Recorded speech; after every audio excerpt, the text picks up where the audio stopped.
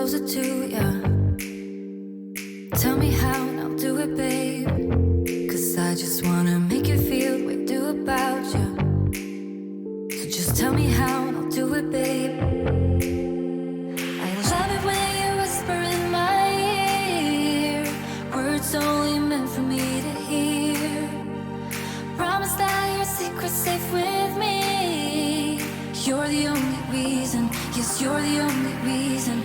Baby, you're the answer to my prayers. Feeling like the world's in our hands. Now I know that this is meant to be. You're the only reason, yes, you're the only reason I am free.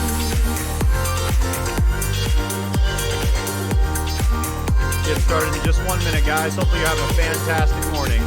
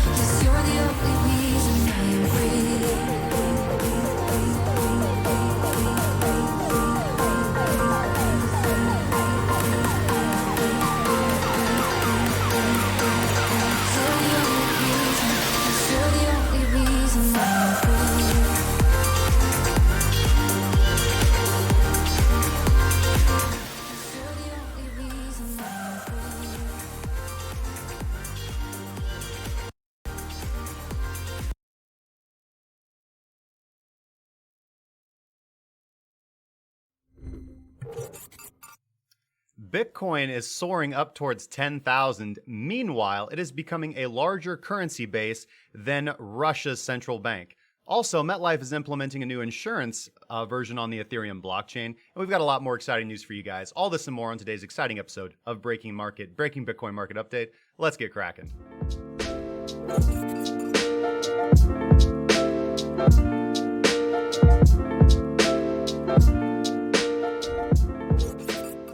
Welcome to Breaking Bitcoin, recorded live Friday, June 21st, 2019, your daily source for market updates, sentiment, and news for professional traders. Of course, I am your host, Justin Wise, lead analyst and senior mentor at CrackingCryptocurrency.com. Hopefully you guys are doing absolutely fantastic today, wherever you happen to be tuning in from, and whether you're watching from across YouTube, Twitch, DLive, Facebook Live, or live on the Roku channel at the Investor News channel. All right, if you want to support the show, make sure to like, follow, share, subscribe wherever you happen to be watching from, and make sure you engage in the live chat. So, guys, obviously off to a fantastic start this morning. Hopefully you guys are doing just as well, just as awesome, man. Okay, so this episode of Breaking Bitcoin is brought to you by us. If you are a new trader or an experienced trader that's looking for something better, looking for a strategy that works in all market conditions, then please check out our premium info page and see all that we have to offer: proprietary indicators and strategies, educational content in both video and audio form, reliable signals and setups from our team of analysts and traders, as well as our private Discord community, our Pathways to Profit strategy building course, custom spreadsheets and tools, all this and more at premium.crackingcryptocurrency.com, premium.crackingcryptocurrency.com. All right, guys. So to start off with, got some premium trading group updates. So I finished writing the final draft for Module 3, which is going to focus on the primary filter that we are going to apply to our trading strategy, and its primary purpose is to filter out losses. There's not a realistic way that we can add more winning trades onto our trading strategy if we are diligently doing everything that we are supposed to be doing. if we are performing our scan as we are supposed to be doing every single day and taking all the trades that our strategy is giving to us. The one thing that we can do is filter out losing trades. So module 3 is going to focus on exactly how to do that. We're going to take the data that we got from module 2 when we began our serious process of back testing how to do that strategically and systematically. We're going to import that data over to module 3. There's 2 main lessons in module 3. One is explaining the importance of what this filter is, and the other one is a detailed process on how to backtest it. So, as we always do with our modules, we're going to start off with manual backtesting because I think that's very important. I still think, and I say this a lot, even though I'm very good in Pine, that manual backtesting is an absolute necessity. And the reason why I teach people how to manually backtest first is because I want you to understand the process and the why behind what you are doing before you jump into something that's going to automate it. So there are nuances, there are things that are going to show up in manual backtesting that you need to be aware of because this is going to be a system that you are going to be trading live in real time, and you want to see those nuances and be able to respond to them in real time as you're trading. And you're not going to see those things if you're just looking at the output results of an automated strategy tester, for example. Now, once you understand the mechanics, those tools can be a great help, and that's why I'm going to introduce the third main lesson for Module 3 probably next week, and we're going to incorporate how to do everything we learned to do in Module 2 with Pine, and we're going to add on to it everything that we're going to learn and do manually in Module 3. So, let's see here. So, over the next few days, I'll be recording the videos to complement the educational content. Also, the spreadsheet that is going to accompany all the information in education in Module 3 is also done as well. So, we're going to, as I said, we're going to import all the data from our Module 2 spreadsheet over to our Module 3 spreadsheet and continue on. And we're going to go through that process until we finish all the modules in PTP. And then we're going to have, at the end, our perfect strategy. Our strategy that we're going to use throughout the entirety of our trading career. And its job is just going to be to consistently produce profits and turn us into a consistently profitable trader. But it's not just the tools, it's the rules. So you have to follow the rules that follow along with the strategy as well, which is all baked into how we do everything in PTP. So in addition, I also wrote an additional lesson for Module 2, because now at this phase of where we're all at in our Module 2 testing with our initiator, we are ready to put it through a more vigorous test to arrive at more optimized and expanded results. So we're going to be doing that, and that is going to be a necessary step before we proceed with Module 3. So I hope to have that video recorded tonight and potentially published tonight or early tomorrow. And then all I need to do is shoot the videos for Module 3 to accompany the educational content that I've already written down. So the current schedule is to have that done by Sunday. I will let you guys know if there's anything that comes up in my schedule that might detract from that. Worst case scenario, it gets pushed back a few days. So I'm looking forward to getting that education out there and continuing on. Then we can focus on next week the additions that many of our users have submitted to me as far as our advanced trading journal. I've gotten lots of submissions from our users about how to make the advanced trading journal better, or to incorporate other things that I do manually, and that they have figured out ingenious ways to automate. So for example, I was speaking with a gentleman last night. The gentleman that I spoke with last night had some amazing applications using some pretty ingenious mathematical solutions, honestly, to automate things that most struggle with. So, for example, the fluctuations in USD profit of your trade based on what BTC does between when you open the trade and when you close the trade, and also based on whether you're sitting in USD or you're sitting in Bitcoin, depending on where price is in relation to the baseline. So some of these things are additions. Some of these things are things that people struggle with, for example, but I was very pleased with the implementations that this gentleman in particular had made to the spreadsheet. And so next week I can focus on those because he's not the only one. There are other, I'd say about, as I said earlier, about 6 different versions of the spreadsheet that people have taken, modified or improved, submitted ideas to me to review. And so I get to enjoy going over all that next week. Because, and honestly, I'm just really, really excited to be able to work with such a fantastic team, because I have been a consistently profitable trader for a long time, and I use the tools and I follow the rules that I have devised and implemented. And when I apply these tools, or when I show other people these tools, which I do in the premium trading group, there's some brilliant people that take those tools and say, wow, this is fantastic, but look what we could do over here as well. And everybody grows and benefits as a result. Everybody who is diligently applying the strategy, the approach, everybody who is diligently testing is growing together. And that's why we will continue to grow as a group and why we continue to grow in our profitability and our success. All right, guys, there is 2 days, only 2 days left for the Bybit trading competition registration. If you want to participate, we are going to be giving away some prizes to the top members who actually return on their ROI of their trading. So if you would like to pitch your skills against everybody else in the Kraken cryptocurrency community, this competition is not only open to premium trading group members. This competition is open to anybody in the Kraken cryptocurrency community, whether you're a member on YouTube, whether you're a member of the Discord, regardless of where you are tuning into or joining our community or however you're contributing, this competition is open to everybody. So how you can sign up is you do have to use our link. It's bybit.krakencryptocurrency.com. Register an account. You need to have a minimum of 0.5 BTC on your account. And you can get a hold of me in the Discord, or you can contact me via email at contact@krakencryptocurrency.com. And I need your user ID. That's your UID. It's a 6-digit number. You can also change your name so that your name will be more easily found in the leaderboard. That's going to be updated every single day with the results. The competition will last a week. And at the end of the competition, those who have returned the most on their equity will receive some prizes. So it's just a friendly competition. Don't take on any additional risk. Don't do anything you otherwise wouldn't do. It's just to have some fun, and Bybit was gracious enough to sponsor that competition for us. So if you guys want to sign up for that, you guys can go over and sign up at our link, bybit.krakencryptocurrency.com, and then hit me up, JustinWise5696, in Discord at discord.krakencryptocurrency.com, and we'll get you registered for the competition. So I also want to thank our current Discord Nitro boosters, and I want to thank anybody who went over to iTunes and the other podcast catchers and gave us a 5-star review. Highly appreciate that. If you do want to support the show, in addition to liking and subscribing, make sure to head over to iTunes and give us a 5-star review on the Breaking Bitcoin podcast. All show notes, all details are available at breakingbitcoin.krakencryptocurrency.com after every single show, full detailed timestamps, etc. All right. Big shout out to yesterday's YouTube comment winner, Light Raigne. I got a hold of you in the Discord. You got a hold of me, and thank you very much. And Ron Legato, man, thank you so much for the $10 super chat, my man. He says, contributing to the Noodle Fund. Hey, you are spoiling us, my good friend. Thank you so much, Ron. You're one of the good ones, and thank you so much for being a member of our community. I highly appreciate it, man. Thank you so much. All right, so what I need to do is I actually need to get my Restream chat up and my stream labels up.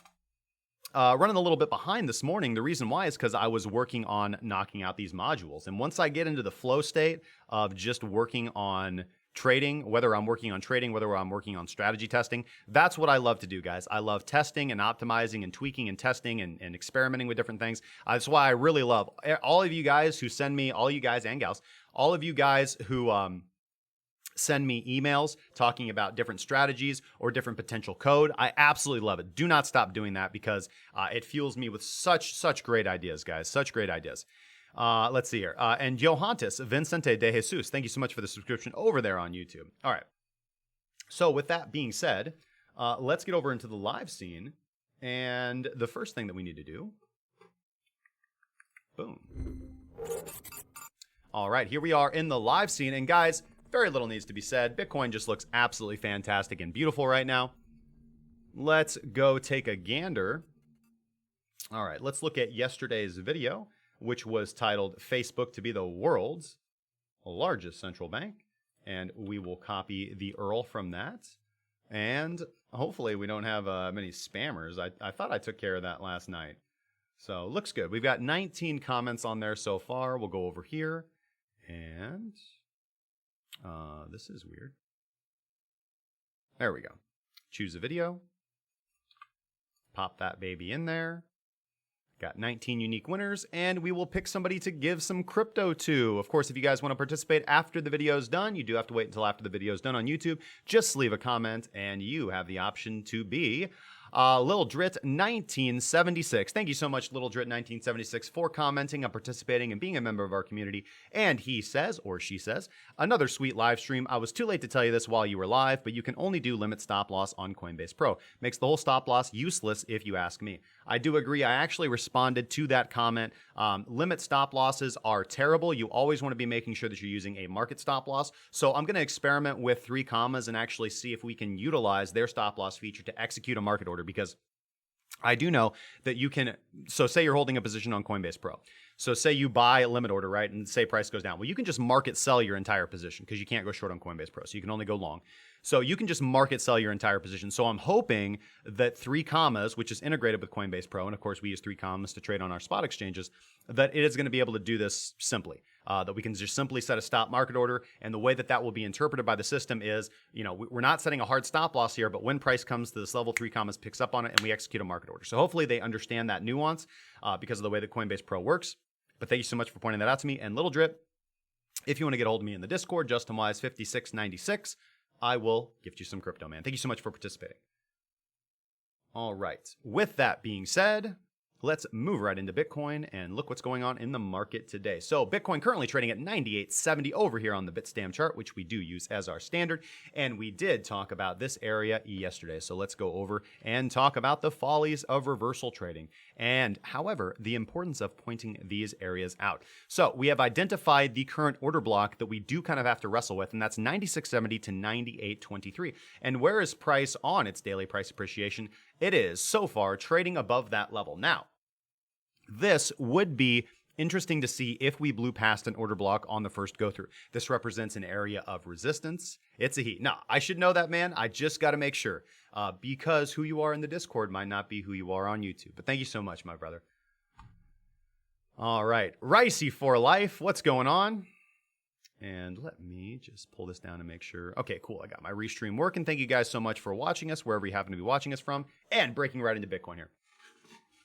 All right, so it would be odd, and I'm not saying it's not possible because, again, we're trading pursuant to the trend. But it would be odd, however, if we blasted past an order book without having at least a little bit of resistance. If we can look at how Bitcoin has responded to every single other order block, we have a black one down here. You can see that it acted as resistance for 2 days. You can see that we had a blue one here. It acted as significant resistance. We had a white one here that acted as significant resistance, actually twice. So a lot of people were calling for a head and shoulders pattern right here or a double top reversal pattern. Did not happen. And then we got up here. Some individuals were talking about a reversal 3 drives pattern, which was absolute nonsense because you have a high and then you have a lower high and then you have a higher high. That is not a 3 drives. A 3 drives is 3 subsequent higher highs or 3 subsequent lower lows. In fact, most people would only say that a 3 drives pattern is going to apply to 3 subsequent lower lows and then a reversal. However, that's not the case. The 3 drives pattern applied, at least when I used it when I was trading price action, applies both to the upside for reversals and to the downside for reversals. So regardless, moving right along. Overall price just continuing its beautiful bullish price appreciation as price is maintaining its level above the baseline. Again, we only had this one brief deviation when price went below the baseline. Again, this was an area that I attempted a short on. This is also an area where I moved into USD and then moved back into Bitcoin on the close of this candle right here because the movement to the downside was invalidated. Ricky Thompson, I highly agree, especially for Binance. The ability to not set your stop loss and your take profit simultaneously is nothing short of criminal. What the fact? Thank you so much for the comment over there on YouTube, my good friend. Okay, so continuing right along. Price currently trading at 98.80, which is above the height of this area of the order block. Again, that area was coming in at 98.23. So if we close above this with Minx signaling, what is it signaling right now? A continuation long. If we close the candle right now, we can see that Minx is poking her head above the static line after being trapped within the static line for quite a while, giving the original long signal back here on the 13th of June, and then collapsing back into the static line here on the 18th of June, an early exit signal. Let's take a look at RVGI and see if RVGI would have kicked us out as well. We're going to pull up the relative vigor index, and we are going to make our lines white and a little thicker due to user request, and black and a little thicker. So the way this works is quite simple. We're going to speed it up a little bit. When the white line crosses underneath the black line, we get out of a trade. That is the purpose of this indicator. That is the only purpose of this indicator. We're not using it to call reversals. We're not using it for entries. We're only using it to tell us when to get out of a profitable or unprofitable position. And that is the purpose of an exit indicator. So RVGI, is it crossing under? No. So you would still be in this trade per RVGI had you taken the original Minx long signal back here on the 13th, 2019. However, again, I do want to go over this. This is an aspect. Now, again, Minx has allowed us to catch every single movement to the upside, but this one would have been difficult to catch according to the rules. In fact, it might have been, one could argue, almost impossible because you would not have been able to catch it on candle closes. As you can see here, when we get the initial long signal, Wadatar does not confirm. We need Wadatar to confirm long signals. When does Wadatar confirm? Over here on this candle right here. But at that point in time, we are above our qualifying line, above the baseline. Now, if we go and take a gander over here at the candle on the 15th, you do have this opportunity where you could have caught the price on the daily candle if you would have been intraday trading. However, if you're going off candle closes, no way that you could have caught this. The only possible solution, again, there's not a good reason. And there are lots of people who didn't take this trade, and that's absolutely fine. Now, I'm glad that this happened. I mean, obviously, it'd be nice if I was in a leveraged position, but I'm still not in a leveraged position because I went on vacation during this time period, so I don't want to put on additional risk when I'm on vacation. But I did move into Bitcoin before I went on vacation. So this entire movement to the upside is doing nothing but increasing my USD value, and that's doing very, very well. So let's take a gander here.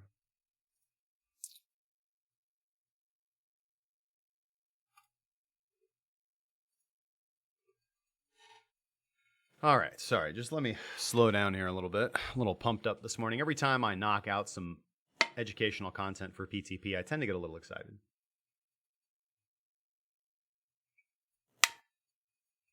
Probably making everybody who's going to have to rewatch on the podcast later turn it down. They're used to watching in 1.3 speed. I don't think most people can do the 1.5 speed challenge, but you guys are welcome to try. So, anywho, you should shave your head, Andrew. Get with the, you should just get on board, brother. AK11MK, hey, what's going on, good man? You've got a raid coming your way after the show. Now, Minx is printing a continuation long. When we get a continuation long signal, nothing else matters, as Metallica once said in a beautiful way. We don't have to look at where price is in relation to the baseline. We don't have to look at volume. We don't have to look at volatility. All we know is that we have a high likelihood of success being generated off this signal. Could we go into some drawdown while we're waiting for the signal to appreciate? Absolutely. So we'll wait and see how that goes. But should the candle close like this, I will be taking a long position, a full risk position on Bitcoin tonight. Justin lit on productivity, man. Thanks, Scott. All right, so we would be looking at, by the way, let me merge my scales here. Merge all scales into one on the left. And now let's take these levels off. And let's look at potential price targets. We'll be looking at 10,303, 10,726, and 11,150, guys. So looking for that strong price above 10,000. And what I'm going to have to do for the over 9,000 is I guess I'm going to have to record a new Vegeta clip that says over 10,000. Now normally, I don't want to be doing that for every price level, but I do feel like 10,000 is an important psychological level. And you're going to, keep in mind, you're going to hear nothing but individuals say that 10,000 is an important psychological level and that we're absolutely going to just be rejected from that level. And I do want to point out, again, they're wrong insofar as psychological levels matter. Psychological levels do not matter. They're not statistically valid. Just go back and experiment this for yourself. Psychological levels don't mean anything. But order blocks do not. Order blocks do have more than nothing statistical significance. So if we look at where we are in relation to our order block, we are currently trading above it. The way that this would work is if we do end up closing above our order block, you would traditionally, if you're trading price action, look to buy pullbacks down into the order block. Okay, so that means that if we close above 98.76, which we're currently trading at 98.74, that's not correct, 98.23. If we close above 98.23, which we currently are doing by about $50, then any pullbacks back into that area would typically be a purchasing area. Okay, now, and listen, guys. That fly is still in my studio. I tried to kill it yesterday, but it is being very pernicious. I'm going to have to go lay out some traps today. But I don't know what it is, but something about a fly in my studio is really bringing out the primal caveman in me. There's something in my blood that says, kill the fly. So anyways. So overall, Bitcoin looks very, very good. Congratulations to anybody holding Bitcoin as they should, using the simple tools of Minx, or not really Minx, but just using the simple tools of the baseline, right? The baseline tells you exactly when to be long in the market, when to be holding on to Bitcoin, when you have a high potential of profit appreciation or price appreciation, and when you should not be in Bitcoin and when you should be flat, because being in Bitcoin all the time is not the way to go as an active trader. We have an entire market in front of us. We don't have to just trade Bitcoin. Bitcoin is not the only viable asset to trade. So lots of ways to make money in this market. So let's go down to lower time frames and see what we got going on here, because I know that a lot of individuals, especially in the group, took advantage of some of these opportunities. So if we go over here, we did get a continuation long signal over here on the 20th at 00. So that is the close of the candle on the 20th on the 12-hour chart. And I know a lot of people took this long signal and are currently up about 7% in the trading group. If we take a gander here, we also have just hit take profit 1, for example. It's not on my head. Although I did have to check. So we did hit take profit 1 here. We have further take profits of 10,479. Excuse me. What are the actual data sets from that candle?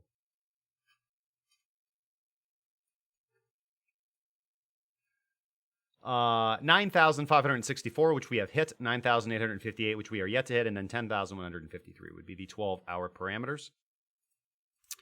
8-hour time frame, we got our continuation long a little earlier, down here around the $9,100 level. Actually, this candle closed at 92.78, so giving us a continuation long signal there, which was absolutely valid.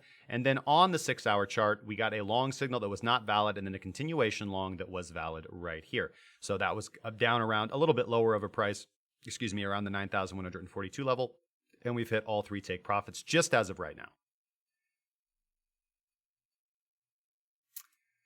And then, of course, coming over to a crowd favorite, 4-hour time frame, got us into a long position down here, right around that $9,200 area as well, hitting all 3 take profits on that trade, and then giving us another opportunity to get into a long trade here with a continuation long and a take profit long right over here, just on the close of the previous 4-hour candle.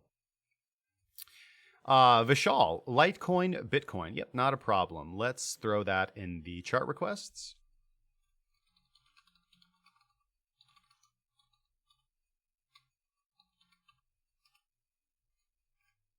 Okay.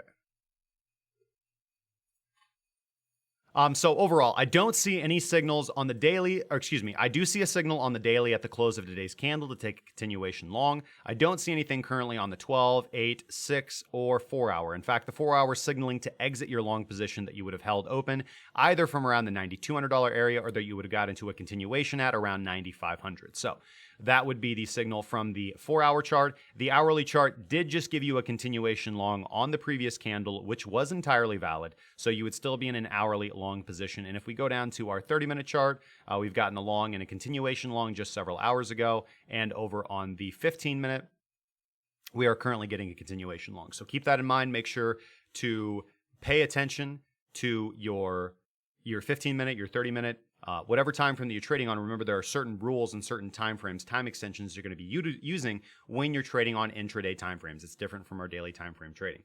So just make sure to follow whatever time frame you're trading on. The dominant rule is this: whatever time frame that you are trading on, you do not look at other time frames to give you signals. That is you don't do that. You look at the time frame that you're trading on to give you signals to enter and exit the market. Okay, so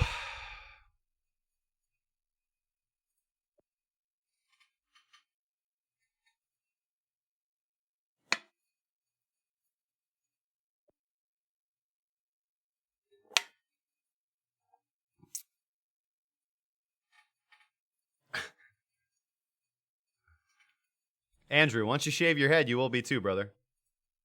That's one of the first requirements into the sexy motherfucker group. It's shaving your head. Sylvan Newbie says, what exchange do you recommend for Americans that plan to use 3 commas? Well, you can currently use 3 commas on Binance. You can currently use 3 commas with Coinbase Pro. You can currently use 3 commas with Wabi, the exchange formerly known as HBUS, so Wabi Pro. All those are available to American citizens. You can also use Bittrex or Kraken if you want. So any of those exchanges are going to be well. And the most that you're going to have to do is maybe, again, always use the price levels on the exchange that you're trading. Light Raigne, I'm currently up 40.34% on open positions. I am holding 1, 2, 3, 4, 5, 6, 7, 8, 9, 10 positions across BitMEX and Binance. And that is not accounting into 1x longs by sitting in fiat or by sitting in cryptocurrency on Bybit and Coinbase.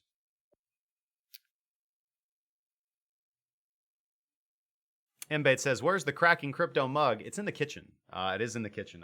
I should go grab it.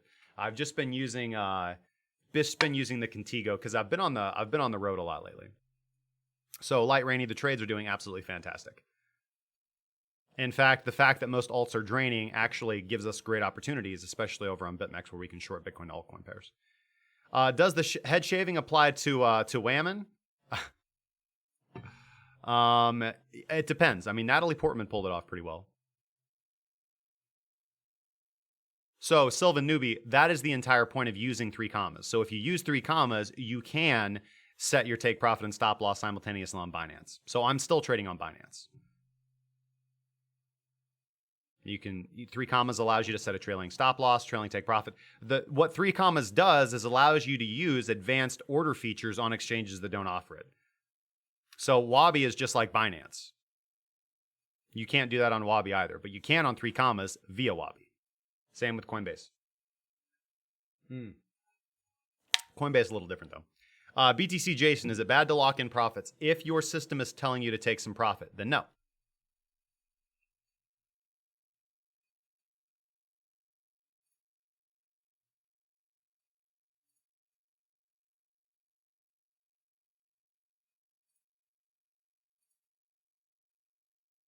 Okay.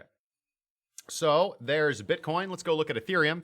And Ethereum just on an absolute moon mission.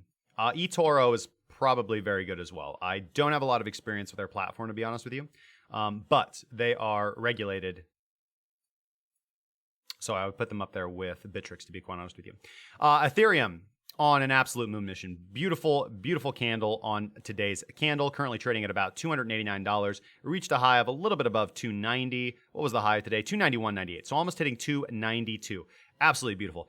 Do you guys remember where we were just a few months ago? Down here, everybody was panic selling. Everybody said that the moon mission is over. Everybody says that we're going to zero. And what do we see? 9,900 even. We hit. Yeah, baby. ADA all the way. Yeah, ADA all the way down. I'm up 16.79% on my short. Inbate says, what are you going to do in September? Have you thought about it? VPN or new exchange? New exchange. New exchange. VPN and new exchange, to be honest with you. So I'm going to continue trading on Binance, but we have already decided that we're going to start trading on Coinbase Pro, and now we are currently looking at Wabi. So we're still going to offer Binance trades. We're still going to scan Binance because I'm still going to continue to trade on Binance behind a VPN. But, we want to make sure that we're offering. We already talked about integrating Coinbase Pro into our trades that we call. So we want to make sure that we're trading on all exchanges that we can trade on. Which currency should I swing over to after BTC tops? Probably USD.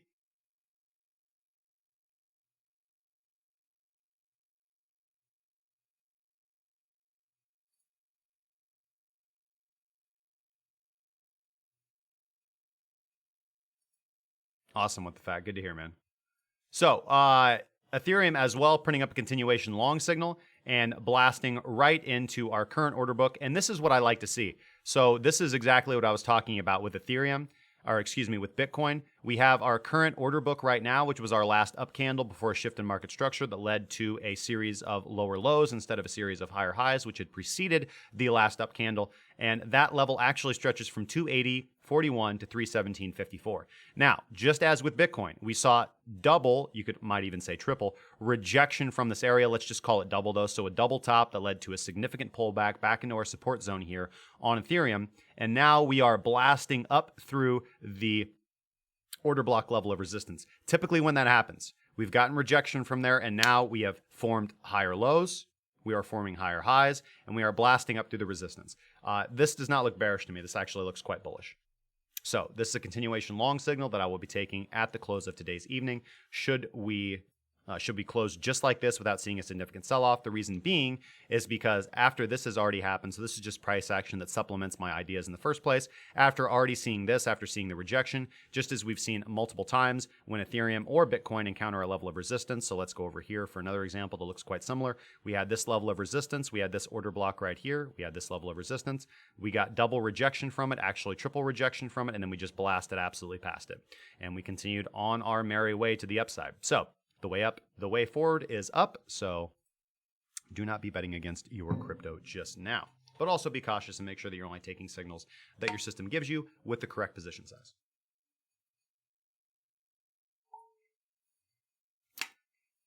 I wouldn't be surprised to see Bitcoin blast past 10K junior heavy bet. In fact, that's probably what I'm going to be betting on tonight. I think that psychological price levels have very little significance. Does that mean that we don't reject? Could happen. Absolutely could happen. Every trade that I put on has an equal probability to be a winner or a loser. But I know over time that I put on more winners than losers. So let's switch over and look at some long-term data.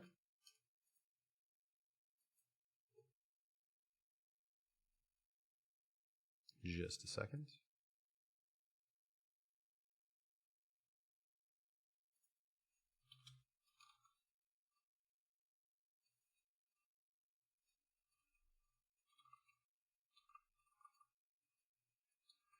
Okay, the first thing we're going to look at is longs and shorts.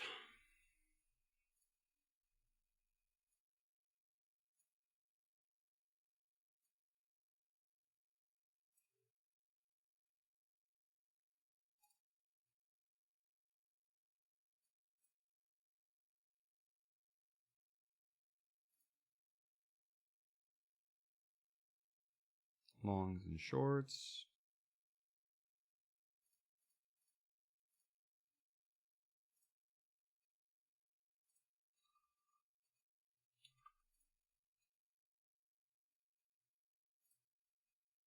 Okay. So we currently have 25,999 longs opening up and longs pamping. As we talked about yesterday, you want to use, when you have longs and shorts rising, that's really nothing to be scared of. We talked about how to identify and analyze this yesterday. All that means generally is that you have an equal amount of individuals. So the reason that shorts are rising when prices moving up should be quite obvious. You have individuals that are trying to bet against the market, but I would bet that a larger majority of that is actually individuals who are hedging their positions, hedging their long positions against potential downside, which is a smart thing to do.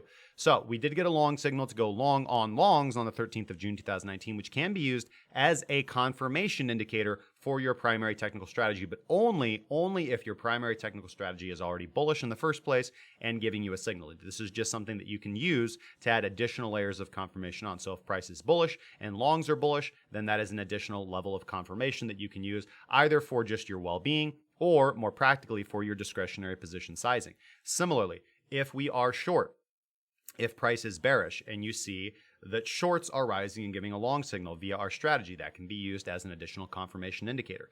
The fact that shorts are rising as price is going up just means that there is a high probability of individuals being wrong or individuals being right. You don't know until after the fact. So it's really irrelevant data that, in my opinion, that you can try to base your trade off of, because you're going to see the sentiment of other individuals doing all kinds of things.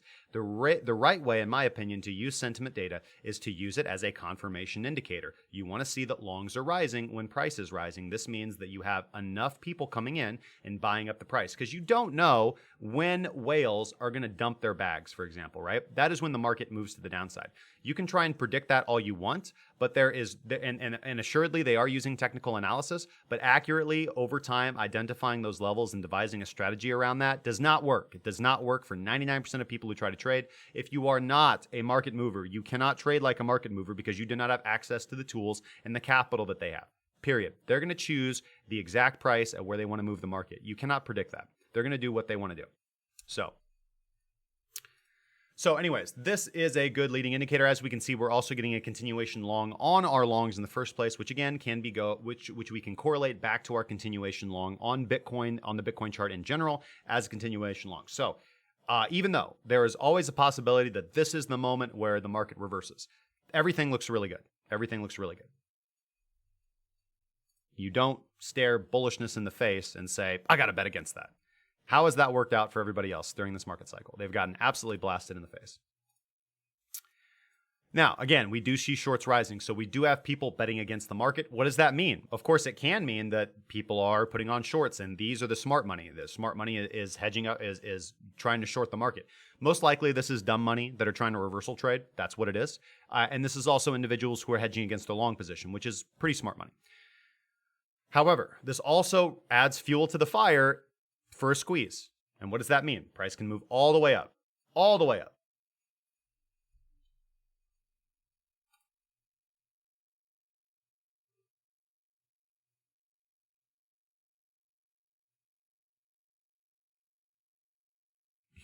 Says I'm a moon boy. Hell yeah, dude. Nothing wrong with being a moon boy in a bull market. Just don't want to be a moon boy in a bear market. That's what you don't want to be. Okay, so let's go look at CME Futures.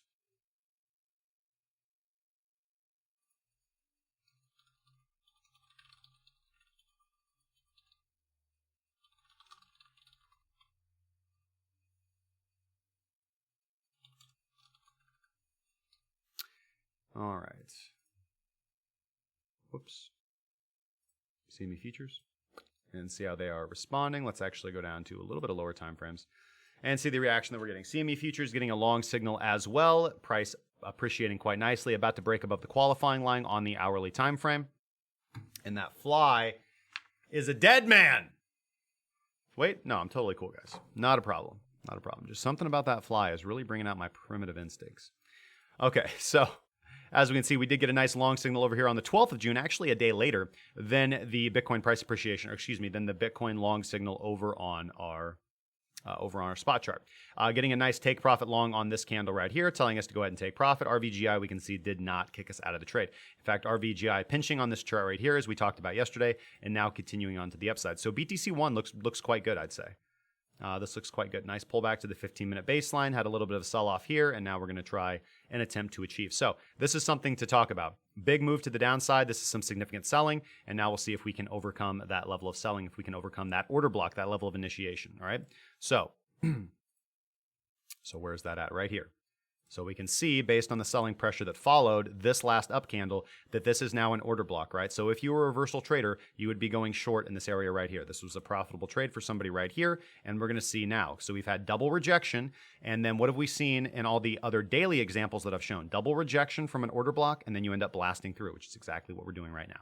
So the first initial retest and a short was a good idea because you are banking on the inability to achieve. As you can see, they targeted liquidity because most people would have set their stops right above this candle high. So you wicked out all those stops, price moved to the downside, and then you have buyers come in as shorts are exiting their position, and now we have buyers stepping back in and taking control of the market. So this looks really good. This looks really good. There's nothing bearish. There's nothing bearish about the CME futures, especially if we're able to blast past this 15-minute resistance order block, and then this area becomes an area to target for purchases. So 9,965, 10,115, and same thing. And same thing for these spot prices as well. So Bitcoin putting in some beautiful price appreciation here again.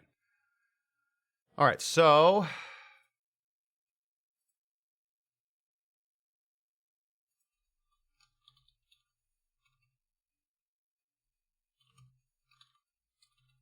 GBTC. Let's take a look at GBTC on the 15-minute time frame. Looking a little bit different, a little bit more significant selling activity. GBTC has not quite had the return back up. We did have the failure to achieve right here, as you can see on this candle. Buyers tried to push the price back up, targeting the area directly above the close of this candle and the open of this candle, so the initiation of selling pressure. So that's a logical area for shorts to place their stop losses. They get wicked out, and then the real move to the downside happens. As you can see, holding the 15-minute baseline, though, and now coming up to retest. I would not be surprised, just as with CME Futures, to see this blast past. So definitely something to keep your eye on if you are intraday trading. Bitcoin volatility is quite high. As you can see, Bitcoin volatility absolutely rising over the last 15 minutes. Volatility at that 3.52 level, which is a quite healthy level, to be quite honest. So big drop off in volatility and then a massive spike. So this is good. And looking at Bitcoin dominance, what are we seeing in Bitcoin dominance right now?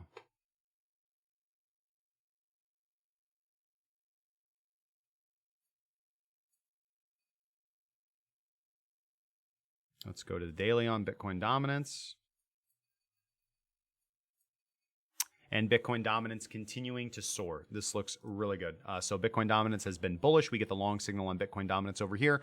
On the 13th, another leading indicator that you can actually use when you are looking for discretionary position sizing indicators, or if you're looking at non-technical fundamental indicators to act as confirmers. I don't recommend that you do that. You always want your technical strategy to be technical, but this is just an interesting thing that you can give a component into. Continuation long right now on Bitcoin dominance as well, which again is a very good sign. So be very careful for your alt Bitcoin trades. I would not expect to see them continue to tank, especially as Bitcoin flies, because there is only one true king when Bitcoin goes flying high, and that is Bitcoin. All right, looking at Tether dominance, which acts as perhaps our most important indicator for the market, we can see Tether dominance dropping. So what does this mean? BTC USD is looking great. And so are alt to USDT trades, most likely going to look good. When Bitcoin USD goes up, alt to USD coins also go up as well, because individuals are typically diversifying their portfolio slightly, which means your alt to USD trades are going to do good. But it usually sucks for your alt to Bitcoin trades. So there's good times to trade against Bitcoin, and there's just times to use Bitcoin to actually make more dollars. And that is this moment in time, ladies and gentlemen. That is this moment in time. Okay, so we've gone over Bitcoin dominance and USDT dominance. All right, guys. So we're going to get over into, it is 12:43. So we're going to go take a look at traditional markets real quick before we take a break.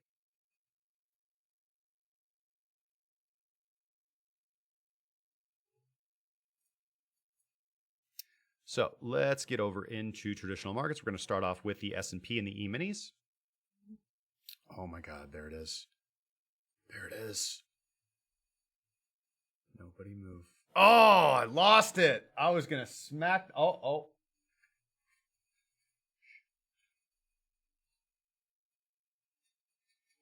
Oh.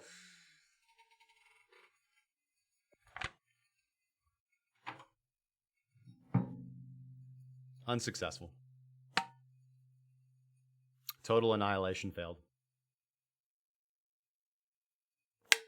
All right. All right, let's go look at traditional markets. We'll start off with our major indices. We'll look at some commodities. We'll also look at our E-minis, metals, and Forex, guys. All right, so going over into our traditional market watch list. Actually, let's start off with CFDs. And we're going to go down here to the S&P 500, as we always do, looking at the CFD on a Wanda for the major indice. We did get a continuation long. Hold on, 46.43. Okay, good.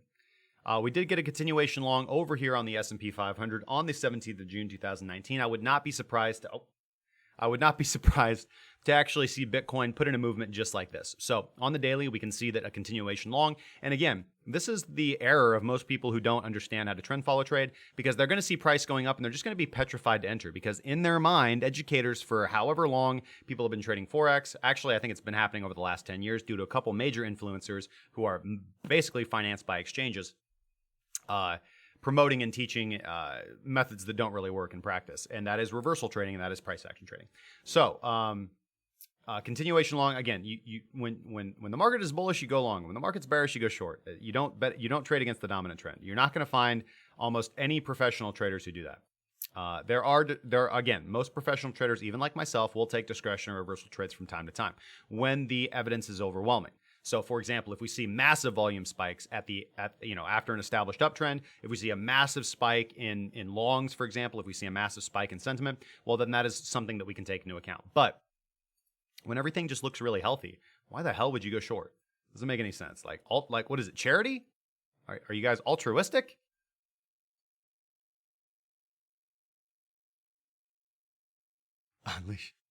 Unleash the trader's reflexes.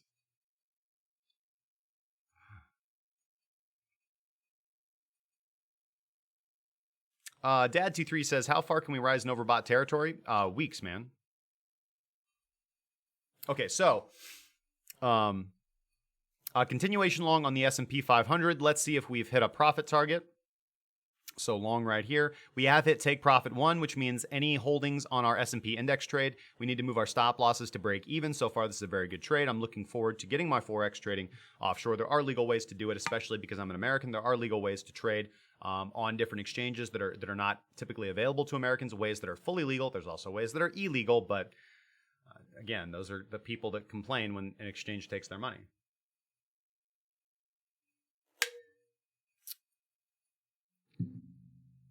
Yeah, altruistic.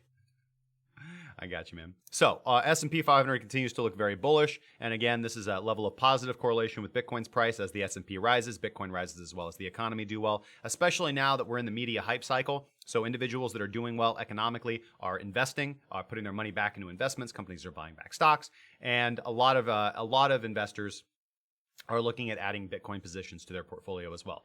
And, whether that's a good sign or a bad sign, I don't think we're overinflated yet.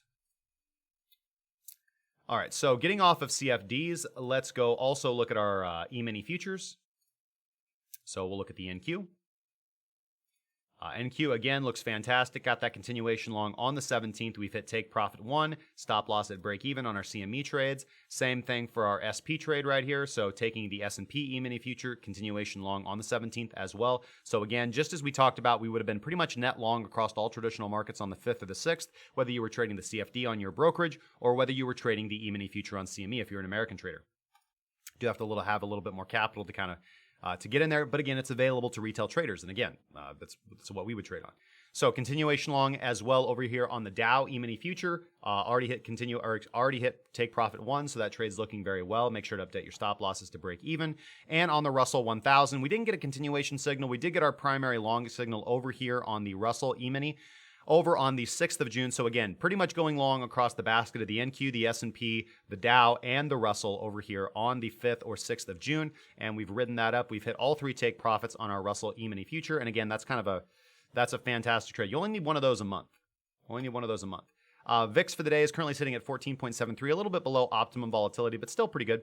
And GLD, gold continues to do well. We talked about this continuation long trade on the gold commodity over here on the SIBO, over here on the 19th, and we got to wake up to this gap and further price appreciation. So currently, again, gold has just given us so much lately. It gave us a beautiful long signal over here. We get to get all this. We got a continuation long signal here. We got to get all this. And then another continuation long here, and we just get all this. Like, thank you. Thank you so much, PTP. So for those of you, this works commodities, Forex, whatever you guys want to use this on. All right, so let's get back over to our CFDs and look at our ZAO USD because that's how we would normally trade. I would not be taking the gold commodities trade. I wouldn't want to pay the commission fees, but I would be taking the ZAO USD trade over on a Wanda because you can trade precious metals, but you just have limited access to leverage as an American. So this is where I'd be taking the trade. And as we can see, primary ZAO trade over here on the 30th of June. 30th of May, take profit long signal at the absolute top of the market. RVGI gets you out one day later. That's absolutely fine. And then we get a continuation long here and a continuation long here. So ZAO just continues to give back, up another 4% since the initial trade. Palladium actually giving back all that it gave back yesterday. So we're right back at where we started. Again, we talked about the Palladium trade. I actually bought some physical Palladium not too long ago, back in this area of accumulation. So things look very, very beautiful right there. And again, giving that beautiful long signal there. We'll wait for a continuation long signal. Moving over to silver. Again, we got a beautiful long signal here that hit 2 of 3 take profits, had a pretty steep pullback here. Then we get to get back in the trade on this continuation long, and we get to catch all of this, up 5% on our silver trade, and have hit all take profits. And over on platinum, nothing to do on platinum, guys. Absolutely nothing still. Platinum continues to be absolutely sideways. And looking at gold and silver, we get a continuation long yesterday, as we talked about. And what do we get to wake up to? We get to wake up to all this. So you just take every trade that your signal gives you. And Wayne Arndt asking us to look at ZEC USD. I got you, man.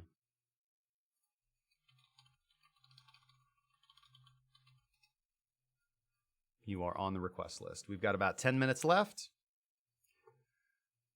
Looking at Bentley Crude. Bentley Crude continues to do well. We talked about taking the Bentley Crude trade, talking about going long on crude oil yesterday at the close of yesterday's candle. It closed with a long signal, and we're off to the races, guys. Looking at corn. Corn continues to not give a strong signal after a very beautiful bullish rally that we would have captured. Natural gas is still bearish as heck. We talked about the continuation short over here, which we would have been in, so your natural gas short is doing well. Over on soybeans, the rest of our commodities, nothing to do, same with corn. And sugar is a strong short, actually giving up a short signal on today's candle right now. Let's throw up Quadrigo ATR and see if we're actually going to be able to take that trade. What is the relationship between where price is and the qualifying line? Taking a sugar short is actually going to be a little difficult. Look where price is in relation to the qualifying line. If we close a little bit above, it'd be a good trade. So let's wait and see if we can get a little bit of a pullback and take the short tomorrow. West Texas oil, again, we talked about taking the long, pretty much going long on oil across the board. So here's the long signal right here 2 days ago, and we get to wake up to all of this. Beautiful trade, guys, and one that Wadatar does confirm. Wheat continues to be kind of a do-nothing trade as well as the rest of our traditional agricultural commodities. So, all right, so let's go look at the Japan 225, and would have gone long on this baby right here. And got to capture all of this profit. Actually, RVGI would have got us out here, so some decent profit, and then a continuation long on the next candle, though it at take profit 1. We're basically back at break even right now, so not too bad over there on the Japan 225 if you're trading that CFD over on a Wanda. So, let's get into our Forex pairs. If you guys have any Forex requests, make sure to let me know. And XMR BTC from webdevnoobie. Thank you so much, Scott. Let's go over to our Forex pairs. Look at our major Forex pairs. All right, so Aussie Yen. Nothing to do on the Aussie Yen yet. We had talked about the short yesterday, and we did get that early exit signal a couple days ago from Minx, and RVGI is now threatening the crossover. So not yet telling us to get out because we haven't gotten that cross up yet. So pay attention to your Aussie Yen trade if you are in a short. Looking at the Aussie dollar. No long signal yet. No long signal yet. Let's pay attention today and in the next day to see if we can get an Aussie long. Canadian Swissy is actually throwing up a short, but I can already tell by looking that we're too far below the baseline, so this is going to be a trade that we're not going to be able to take. Looking at the CAD Yen, we did get a long signal yesterday. Price is pulling back down to the baseline, giving us a little bit more of an optimum entry, so that trade remains open. Looking at the Swissy Yen, a little bit late to the market with this one as well. So getting the long signal right now on the Swissy Yen, having a nice bullish price appreciation, but we're just too far above the qualifying line. Let's look for a pullback tomorrow. Looking at the Euro Aussie, got a nice long signal over here that Minx told us to exit on this candle. RVGI actually told us to get out on this candle right here. So kind of splitting hairs on which was the more profitable position. That's pretty much just right about even. And no continuation signal yet. So that was a profitable Euro Aussie trade. Euro Canadian. Got the continuation short signal here, which hit 2 of 3 take profits, and price giving a pretty violent pushback up to the baseline. Manku, thank you so much for the follow over there on Twitch, my good man. Thanks for joining the community. David Holler says, at 10K, I popped the question to my long-term girlfriend, man. Well, congratulations, dude. Let us know how it goes for you, man. Make sure that you show her your wallet balance as well, and she's guaranteed to say yes. That's a classy girl. Okay, so actually we would be out of the Euro CAD trade. It was a profitable trade going short on the close of this candle, hitting, I'm sure, at least 1 of 3 take profits and then getting stopped out back at our entry right here. Euro Swissy was a short trade right over here. And nothing to do right now. We would have taken the trade on this candle or this candle right here. And we've hit at least 1 of 3 take profits. So the Euro Swissy trade remains open to the short side. Euro Kiwi hit our first of 3 take profits here. And then we got kicked out of the trade. Price pulled back to our entry. And no signal yet on the Euro Swissy. Euro Pound, continuation long over here. That was a losing trade after the Euro Pound gave us all these frickin' pips. Going on just a beautiful 300 plus pip move. And nothing to do right now. Euro Yen is threatening on signaling a long, so we'll keep our eye on the Euro Yen. Euro Dollar, again, throwing just kind of missing this one as well. A couple trades right here. Euro Dollar, a little bit late to the party as well. Let's look for a pullback on the Euro Dollar tomorrow. Pound Kiwi giving a potential long signal on today's candle as well. And nothing to do on the Pound CAD or the Pound Aussie, it seems. Actually, I'm sorry, we did get a continuation long on the Pound Aussie yesterday, which isn't valid because we closed below the baseline. The last long signal that we did take was a slightly profitable trade as well. So we're going to cut it at that. I do want to look at the Kiwi Swissy. Continuation short on today's candle as well in the Kiwi Swissy, and the Kiwi Yen continues to be a nothing.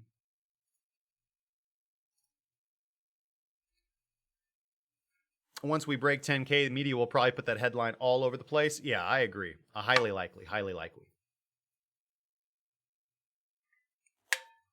Super thirsty today, guys. All right, we're going to get ready for the break.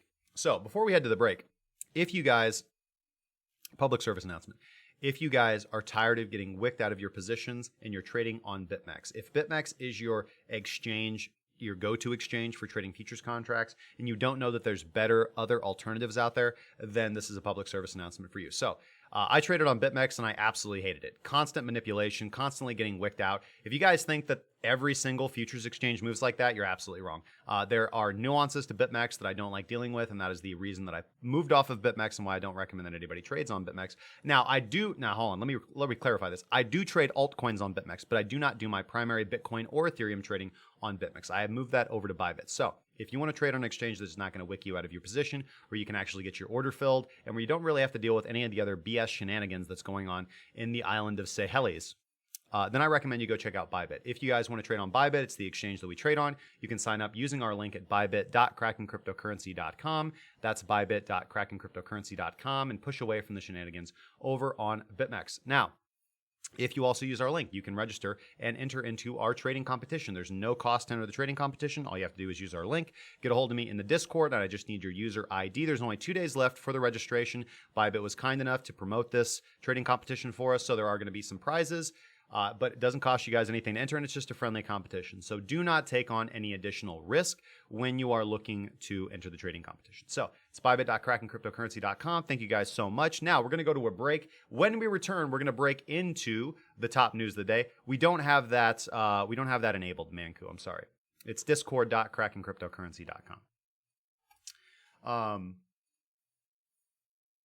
When we come back, we've got some amazing news for you guys. So when we come back, we're going to go over Bitcoin being a larger currency than the Russian ruble. We're going to go over MetLife insurance giant implementing their new solution on the blockchain. And we're also going to go over very bullish crypto predictions from some analysts in the space, as well as take your user submitted chart requests. We currently have Litecoin Bitcoin, ZEC USD, and XMR BTC. So if any of you guys want to submit a chart request, we will review your chart request and we will engage with the chat and take all your questions, guys. So for all that and more, hang in there and we will be right back. One moment.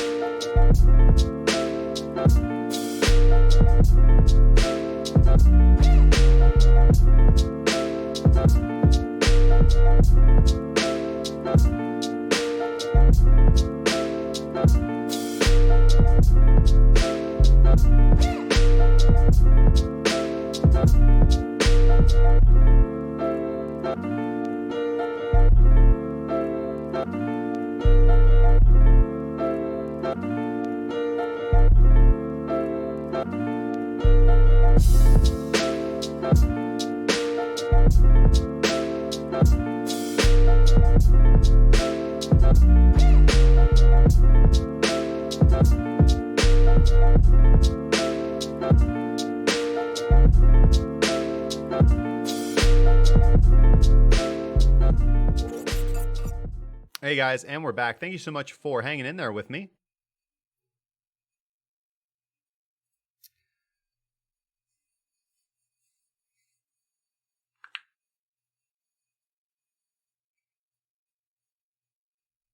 Cantor Newton, if you guys, if you are looking for a VPN to use, if you want to keep your digital privacy very secure and also have the opportunity to utilize those platforms, then I recommend using a VPN. The VPN that we use at Kraken Cryptocurrency is Windscribe.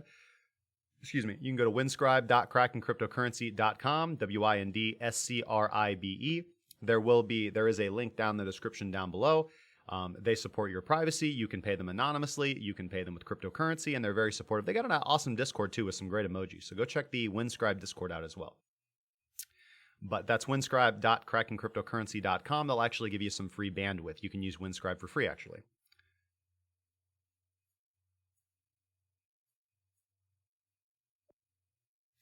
Okay, so let's get into the news for today, guys. Okay.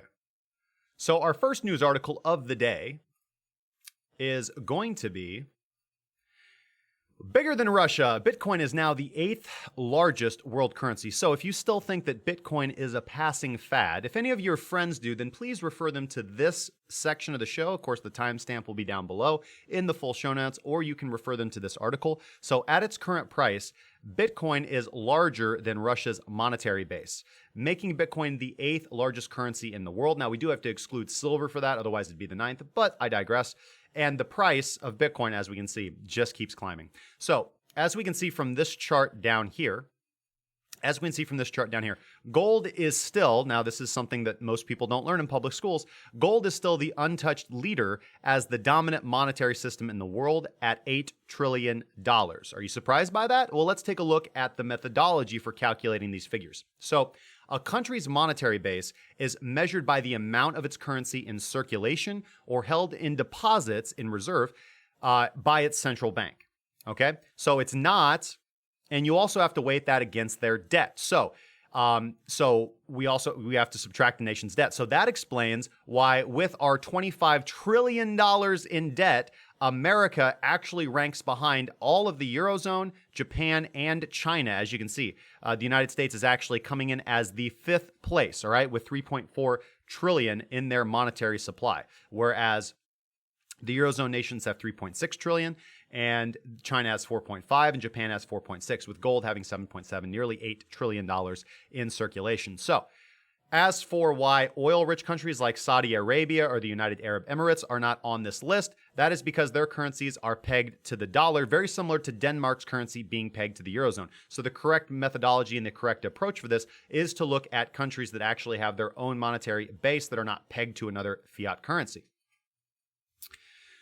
So Bitcoin is already larger than the monetary base of Russia, South Korea, Brazil, and many more. Now, one thing that I want to point out with LibraCoin, and we've talked about LibraCoin for the past 2 days.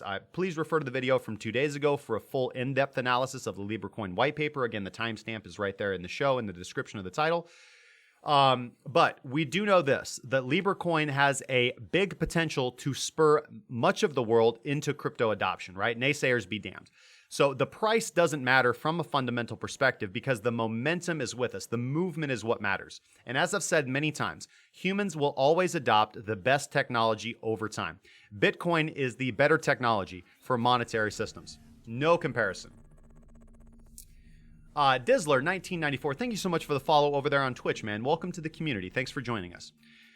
So Bitcoin is the better technology. There's no comparison to any other form of money around the world, and that is why we're at where we're at. This is why we can see this movement. So keep that in mind, that when we're actually looking at monetary base, Bitcoin is larger than Russia and continuing to climb. You can see Bitcoin right here, buddy, right here. Next in line to get knocked out is India, Switzerland, and the United Kingdom. Following, and then we'll take on silver, right? And then we'll take on silver. And then one day we will dethrone gold itself. Okay. So following on from that, this is actually kind of exciting to me anyways. Maybe it's because I've had dealings with something like this in my personal life. So I'm sure you guys have heard of the insurance giant MetLife. So massive insurance company MetLife is building a life insurance claim process system on top of the Ethereum blockchain called LifeChain. Now, I don't know if anybody watching this has had to deal with a loved one passing away or had to deal with insurance claims previously in their life, but the associated paperwork and pencil pushing that honestly is just a necessity in the monetary world that we live in. When you have a loved one die, figuring out if they have life insurance, figuring out if they were covered, or figuring out if they're dead in the first place, honestly, because, you know, the way that the world works, you often don't know if somebody that you love or are related to has died. Neither do you know if you were listed as a beneficiary on their life insurance if they have a policy in the first place. So on top of all the grief and hardship and funeral processes and funeral costs that typically associate death nowadays, it sucks. It really, really sucks. So MetLife is not a stranger to blockchain technology, actually. They previously built a smart contract. They previously have already built a smart contract on top of Ethereum to process claims for expectant mothers who contracted gestational diabetes while they were carrying their child. That process was called Vitana. So they actually used a lot of the code, a lot of the smart contract core from Vitana to create LifeChain. So basically they used Vitana as their pilot project. It was successful, it worked very well, and now they're going to be implementing the same thing with LifeChain. So the way that this is going to work is this is designed to solve the problems that people are going to face when they have a loved one who, so when somebody that they love or are related to has passed away, if they're unaware, A, that a family member has died, if they're unaware that the family member had life insurance, or C, dealing with filing the life insurance claim in the first place. So using the Ethereum blockchain, the smart contract will automatically determine if the deceased had a life insurance policy with MetLife, and if so, MetLife will automatically file the claim. There will be no need for anybody to file their own life insurance claim. MetLife will do that automatically for you. So once a death certificate has been issued by a country that is working with MetLife, working with the Ethereum blockchain, then the smart contract will retrieve that individual's national registration identity card, which will be encrypted onto the blockchain next. Then that process of encryption will actually trigger a query on the database to search for the matching MetLife policy number that should have already had a claim submitted. Once a match has been found between a deceased individual with their national registration identity card and the matching MetLife policy where a claim has already been filed and submitted, then the media company that is partnering with these individuals, which is based out of Singapore, will take the job of contacting the family member and letting them know, hey, you have a loved one that died, they listed you as a beneficiary, their insurance claim is already filed, here's the claim number. So, now, that sounds convenient. And honestly, it does. It really, really does. Especially, I've dealt with this stuff a lot. I've had to deal with family members passing away. I've also had to deal with funerals. I've had to deal with funeral arrangements. I've had to deal with funeral costs. I've had to deal with life insurance claims, all kinds of insurance claims, especially medical insurance, dealing with my father and his heart condition lately. But I will point out that there are concerns, obviously, here, especially of privacy. So let's look at this fundamentally. Let's look at its implications for society and for somebody who is privacy-centric like myself. So we are presupposing in this situation that everyone is comfortable with their families being contacted when they pass away.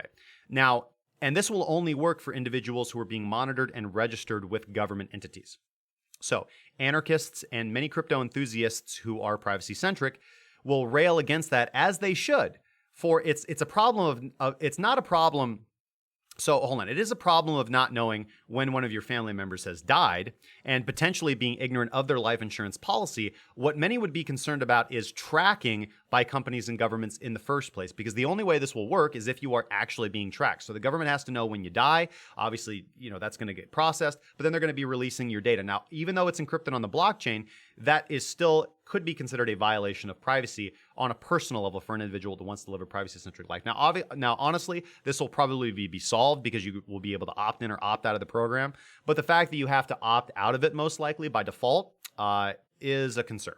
Because why should we have to do that? Why should individuals who are privacy-centric have to voluntarily contact a company to say, hey, don't share my information around. Leave me alone.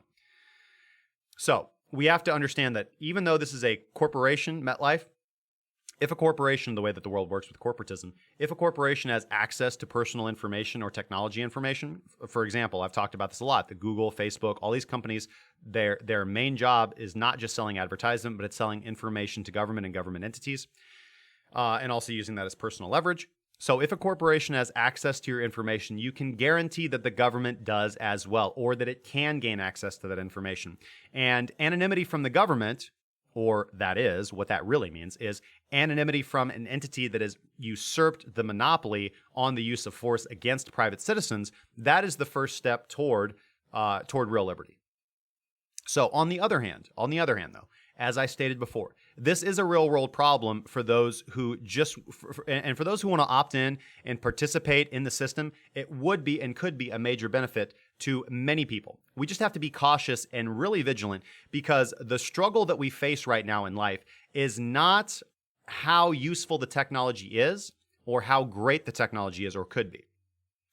The problem that we face in life is, who will the technology be used by, and for what purposes that we would not upfront intend for that technology to be used by. So at this state of society, we are really on the brink, honestly, because of the tools that we've created, the power that we've created through technology, we are on the brink of collapsing into absolute digital tyranny, or using the same technology that threatens to imprison us to liberate us. All right, that is the precipice that we stand on. Which way of the pyramid are we going to fall onto? Liberty or tyranny?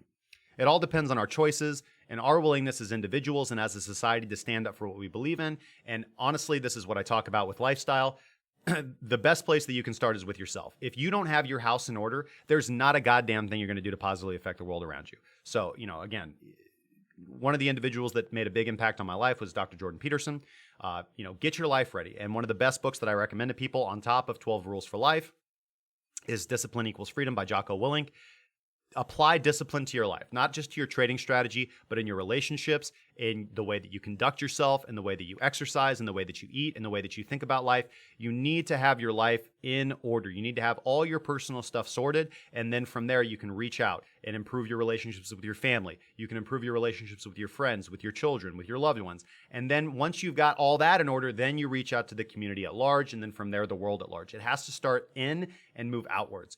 This is the problem with all these ragtag revolutionaries running around whose personal lives are in absolute shambles and thinks that their manifesto is going to make a dent in the world. It's not. You're just a fool. Now, that's not to say that we can't have and shouldn't have high hopes to change the world and engage in activities and engage and support things that we actually think will be beneficial to the world. But a lot of individuals utilize that as a crutch, utilize that as an easy out. And that's why individuals are easily manipulated and pulled into things like cults, pulled into nonsensical belief structures, pulled into communities that do nothing but reinforce their own community confirmation bias. And this is why human beings in general are easily manipulated. And the word that I use is always easy to send off, right? You send off, you trick somebody off, you send them off. Because they're not really thinking for themselves. And when you have applied discipline and your own philosophy to your life and you have your house in order, it's very, very hard to manipulate you. It's very hard to manipulate you. It's very hard to get me riled up about something. It's very hard to get me really enthusiastic about certain things. I'm very critical and very analytical. And so for that reason, when I move to strongly support something, it is after a carefully reasoned evaluation of the pros and cons and the best way to move forward. And always through a filter of what is best for myself, best for my family, best for my community, and best for the world at large.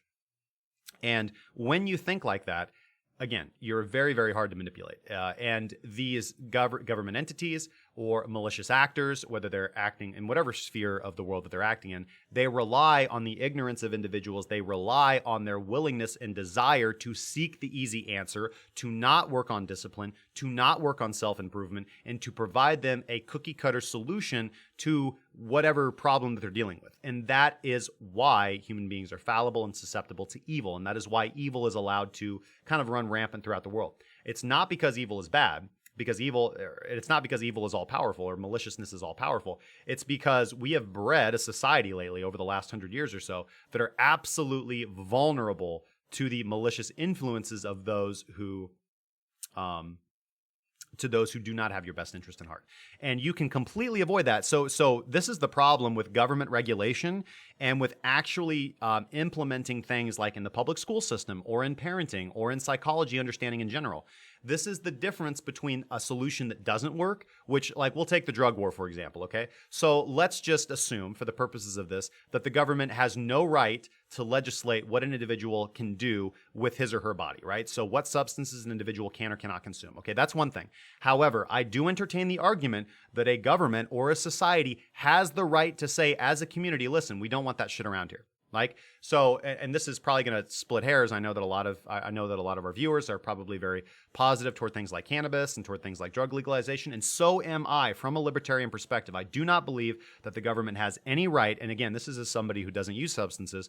I do not believe that the government has any right to legislate or tell me what I can and cannot put in my body as long as it's not hurting anybody else. In fact, the government doesn't have a right to tell me to do anything as long as I'm not hurting anybody else. But I do think that communities, which ideally a government is just a larger governing body of a community or collection of communities, a community does have the right to say, we don't want heroin in our community. We don't want cocaine in our community. We're not going to kill you or throw you in jail if you do it, but you can't be here. You got to get the fuck out. There's nothing wrong with that. And people who say, and this is kind of my problem, this might be unpopular, but people who say, well, man, drugs need to just be legal across the board and I can do it any and everywhere that I want. Well, no, dude, because now you are actually encroaching on other people's rights. So can we agree not to encroach on each other's rights? So a community is completely valid for saying we don't want drugs here and we are going to regulate drugs in our community. But it's also true, on the other hand, that that government or community can't tell an individual who is outside of that community that they can and cannot engage in drugs. That's the only solution that I see, right? And so the people are going to throw up, well, but then people would have to move and blah, blah, blah. Okay, it's better than being thrown in jail, and it's better than encroaching upon the rights of citizens, right? Because a community does have the right to say, we want to live a certain way. We want to raise our kids a certain way. We want to follow a certain set of rules. We want to legislate things a certain way. That is the God-given right of any community. And if a community doesn't want drugs, in this particular example, in their community, they have the right to do that. Now, do they have the right to imprison, beat, kill, maim anybody who decides to do drugs in their community? No, but they do have the right to expel them or exclude them. So I think that when we go back to what we should have, which is states' rights, which is communities having more authoritative legislation and the federal government being just almost like a crippled body, I mean, a government small enough to drown in a bathtub, which is what we need, this becomes less of an issue because, you know, if there's two cities side by side and drugs are legal over here and drugs are not legal over here, and if you do drugs over here, they kick you over to this. I mean, all the people who want to use drugs are going to be over here, and all the people who don't want to use drugs are going to be over here. It's the easiest solution, right? Respect the freedom and liberty of all human beings individually, and respect the freedom and liberty of communities to regulate themselves, and take the power away from government, because broad brush solutions do not work. Every community has the best. Thanks, young Johnny 3 fan. Every community has the right to legislate itself. So, and this is exactly kind of just the bigger point. When you think for yourself and you stand up and you start making changes to your life, which lead to changes in your family's life, which lead to changes in your community's life, you are on the road to liberty. You are on the road to actually improving the world around you.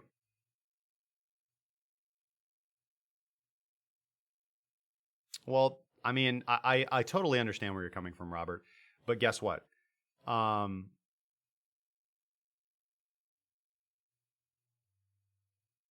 They have the right to do that. They have the right to do that. If a community wants to implement hate speech laws and say that, hey, if you're going to speak a way that we don't want you to speak, we don't want you in our community, they can do that. Now, do they have the right to imprison you? No, but they do have the right to kick you out. Period. Simple. And this is the only solution that I can see that respects religions, that respects religious communities, that respects private communities, that respects public communities.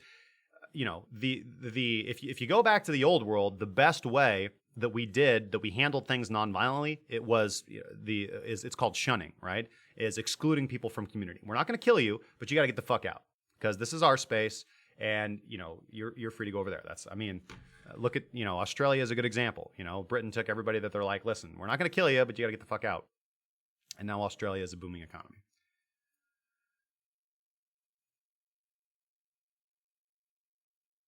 Junior Heavy Bag says, cheers, boys. Write the Lambo checks. We're going 10K plus. All right, back into Bitcoin after we do the user-submitted requests. All right, 99.30 over there on Bitfinex, 99.29 over on Coinbase. Oh, we're over 100,000. Oh, that's the South Korean one. Okay. We are over 10,000 on OKCoin. So on the dollar forward 3-month contract on the daily chart on OKCoin, we are over 10,000. Excuse me. So, after that massive tangent.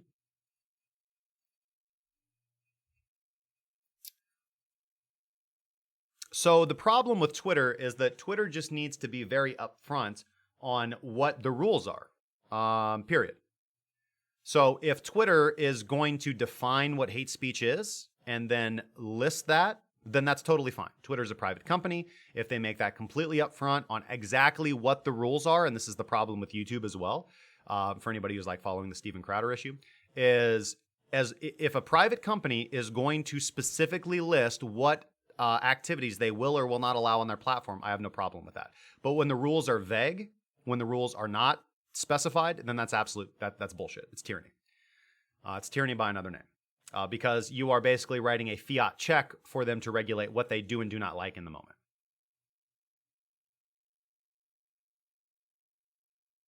I'm writing the Yugo check, boys, or Honda. And that's why we have things like Gab, for example, because individuals looked at what Twitter was doing and they said, no, we don't like this. Here's our rules. Here it is. Now, regardless of how you feel about Gab, we do have to agree that Gab has the absolute right to do what they want. So moving on to our next topic here. Let's go back to Bitcoin's price. So, software engineer over at Peach Incorporated and Bitcoin proponent Vijay Boyapati believes that we are now in a new bull market. So I typically see a lot of stuff like this all the time. People send me stuff like this all the time. This one I actually thought was pretty interesting. There's nothing really like new here, but we'll just go over this so that we can talk about more fundamental approaches toward evaluating whether Bitcoin is or is not in a bull market. So Vijay here, he talks about the first stages of a bull run are usually slow. And the reason why the first stages of a bull market are really slow is generally because you have overhang supply. So you have individuals that are going to push against price appreciation as price is moving up because you have individuals that are still underwater. So as price moves back up, they're looking to sell or get out closer or at their break-even price. And that delays the inevitable bull run that is happening. And a lot of individuals who bought it like 20K or 18K and are still holding on or bought it 10K are using this opportunity to slowly get out. And this is why the bull run has been suppressed over the last few months. If you guys think that we've seen bull run, this is nothing like what Bitcoin can do. Bitcoin can go absolutely parabolic. And this dude is absolutely making this claim because he's saying that once we get to that level where there's not a lot of overhang supply, where the most of the overhang supply is going to be around 17 to 20,000, individuals are going to use that opportunity. That's where we're going to see the slowdown. But we saw a lot of individuals accumulate at what they thought was the bottom around 6 to 9K. And all those individuals have sold. Everybody who wants to sold is slowly selling right now or has sold or is close to selling. And so there's really nothing to hold us back except for the shorters who are just mostly going to get squeezed as price goes on its massively bullish run. So he believes that study of previous patterns can help investors and speculators prepare by giving them guidance on what to expect this time around. So right here, just to go into more detail, he says that there are various weak hands that were left holding Bitcoin below their initial entry points. Many of these investors add to the selling pressure on the way up when price gets close to where they originally bought in. This is an overhang of potential supply, and contributing to this phenomena are whales who didn't manage to get out at the very top. However, if price reaches new all-time highs, there are a few people looking to ditch their positions in a small profit loss or break even. Because in a bull market, bad news no longer matters, and every dip is met with eager buyers who are looking for suitable entry points. Of course, it's worth remembering that for most people, Bitcoin is still down. It once sold for almost 20K, now it sells for just over 9K, closer to 10K right now. Update the article. So once basically his supposition is that once we obtain the previous all-time high, the parabolic rise that we will see past that will push Bitcoin to a price level that most would not anticipate. And I completely agree. When you do reach all-time highs and continue, look at Link. Link is a great example Link is a good example. When Link reached its all-time high and maintained it, it just shot straight up. And this is exactly what assets do. You look at many assets, when they reach their all-time high, that's called a blue sky breakout, and they continue moving high, right? A blue sky breakout, most people use this term, don't understand what it means. A blue sky breakout is when you have nothing but blue skies above you, meaning you are in uncharted territory. And the reason why it's called a blue sky breakout is because that is when you want to be long. That is when only an idiot is betting against the market. You are riding that train, baby. Every pullback is an opportunity to go long, and the sky is blue above you, because when something reaches an all-time high and keeps going, it's likely going to go parabolic. So, in other words, baby, you ain't seen nothing yet.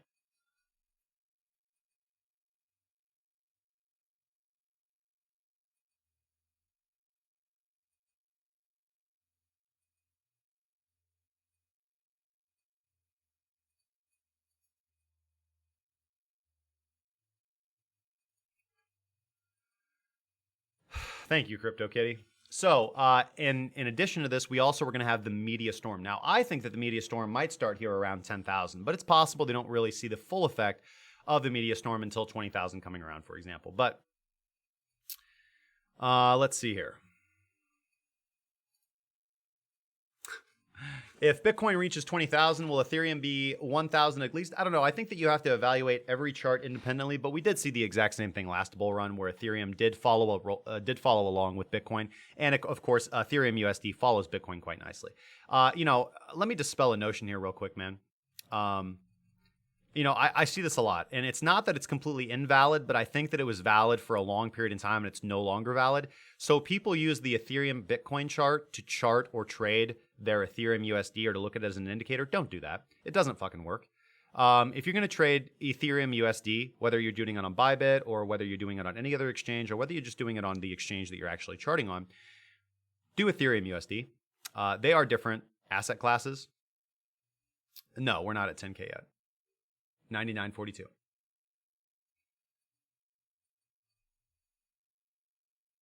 So, all right, it is 1:30, so we've got plenty of time to do chat engagement and get to our user-submitted requests.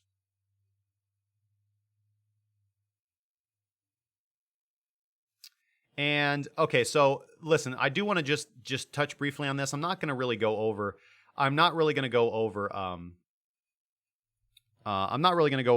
the news, but there is a lot of news today that's pretty exciting about Cardano with the Shelley testnet. So the new website for the Shelley testnet rollout is now live. They're going to be adding key information over there on the Shelley testnet website. Let's see here.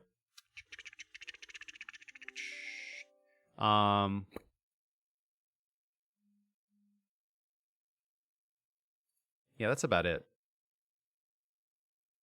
Litecoin has launched a debit card to spend Litecoin like regular cash. I think Litecoin's actually cheaper to use than regular cash. I digress. Moving on. Okay, so let's get into our user-submitted chart requests, and let's also answer some of your questions. James SC says, late to the party, James,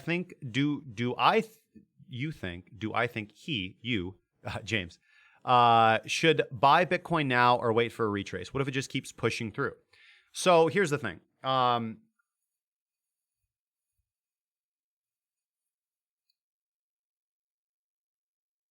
This is always a difficult question, because the reality is that Bitcoin is bullish. So there is, again, if you're asking that question, that means that you don't have a trading strategy or an investment strategy. So typically the best thing for you to do is going to be to buy and hold. And apply a baseline to your chart, go through the exponential moving average 13 on your chart. When price goes above, buy. When price goes below, sell. That's the most basic, absolute basic function that you can do that is still going to give you an edge over the rest of the market. Now, would I buy Bitcoin? Do I have a problem with buying Bitcoin at this level? No, I don't. In fact, I might be taking on a full risk leverage position at the close of today's candle. But when you buy, you need to have your strategy for if things go against you. You need to know exactly where you're going to get out of the market, exactly where you're going to take profit, because I trade. I don't just buy and hold Bitcoin. So there's nothing wrong with waiting for a pullback, But you also have to know like what are the metrics of your pullback? Like the metrics for my pullbacks are very simple. Does price come back down to the baseline? That's a pullback. So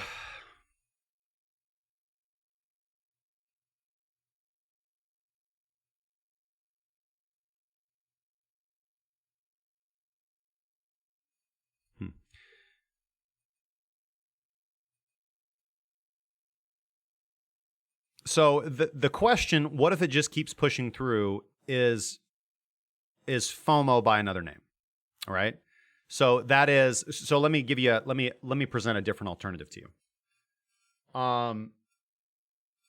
If you don't buy Bitcoin right now and Bitcoin tonight jumps to $20,000, what have you lost? Nothing. You've lost nothing. Failure to gain something is not a loss, right?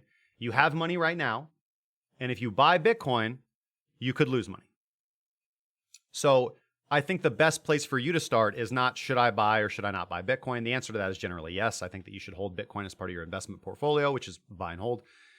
But if you're looking to be a trader or if you're looking for a good entry price, then you need to take a step back from Bitcoin and just develop a trading strategy first or develop an investment strategy first. Because the money that you will save by actually putting in the time to develop a strategy is going to pay dividends for the rest of your life. Whereas if you just start jumping willy-nilly into whatever asset is hot or going up, because again, you could just replace Bitcoin in that question that you asked with, should I buy Apple stock? Apple stock's pumping. What if Apple stock just keeps pushing through? Should I buy the S&P 500? It's been bullish for, 60 years. Should I buy Ethereum? Look at it. Those are questions that and this, I don't mean this offensively. I just mean this realistically. Those are questions that people who generally just get chewed up in the market ask.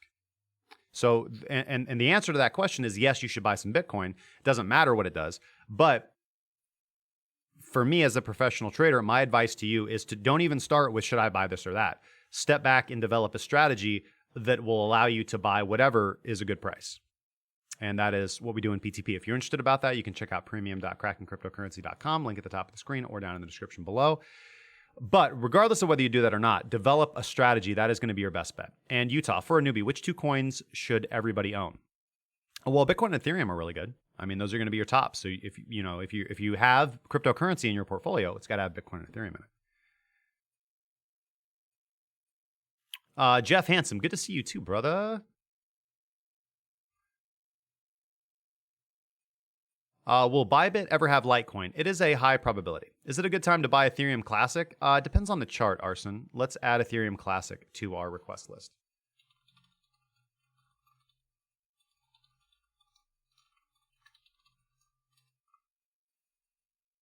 Oh, is it a good time to buy Ethereum, not Ethereum Classic? Okay, never mind. Yeah. Same answer. Same answer that I just gave. Any thoughts on why Bitcoin Cash has not jumped the same? Because they're not directly correlated assets, man. And they trade differently. They're different markets. That's why you need to independently look at every chart.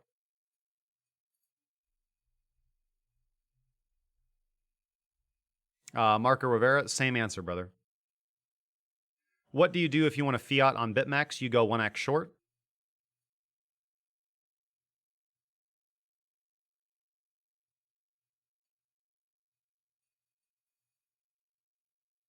Stefan says, I sold at 7,000 and rebought at 8,000. I'm the best trader in the world.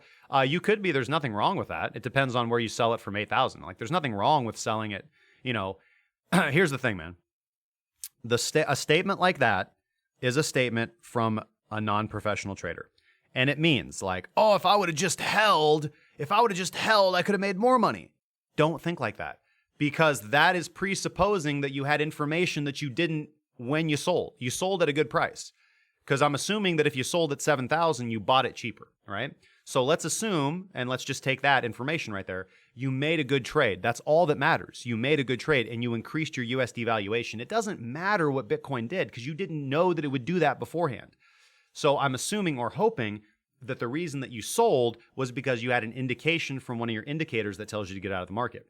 And so if you get another signal to get back in, it doesn't matter. Like, for example, I'm a professional trader, and I didn't take on a full risk position until I'm now contemplating one right now, because now my system is telling me to go long. My system told me to move back into Bitcoin over here on the 12th of June. So I've been profiting from this movement in USD, but it's only been my alt trades that have been increasing my BTC, i.e. USD valuation. My BTC holdings have just been increasing my USD valuation of my portfolio. So the idea that you didn't hold to the absolute top of the market is ludicrous. Nobody ever does that. Bernard Saku, thank you so much for joining the community, brother. Thanks for the YouTube sub. So forget that idea that you are dumb or a bad trader if you sold and bought higher. That doesn't matter. The only thing that matters is how much USD are you going to make now from buying at 8,000 and then selling now. Like, I'd say that you're a great trader so far from what you've told me. You sold at 7,000. Maybe you bought it much lower. You're at 10,000 right now and you bought at 8. That's pretty damn good, man. Most people are getting fleeced.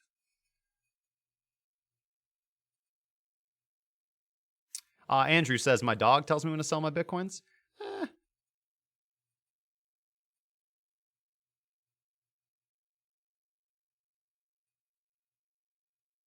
It's hard says, let's say you are a whale. Do you want to kill the rally and take profit or let the rally go and take some profit every time at the STFT? So again, the thing there is not every whale is going to think the exact same. And taking profit is taking profit. John Crandall, thank you so much for the sub on YouTube, because that is presupposing that we're just going to continue on in this massive bull run. And that is an assumption, right? We're not going to know until after the fact whether this is the top of the market or the bottom of the market. And so for a trader, locking in profit, because what we care about is USD value, locking in profit is what we do. So it could happen. Bye-bye, 4-digit never coming. By ARDR and IGNIS, those are going to be beast.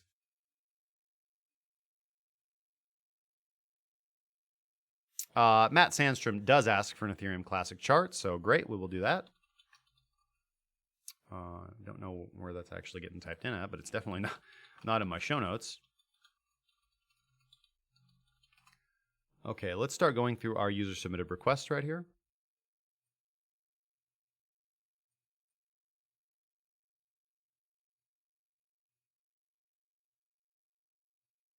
Thanks, James. I appreciate it, man.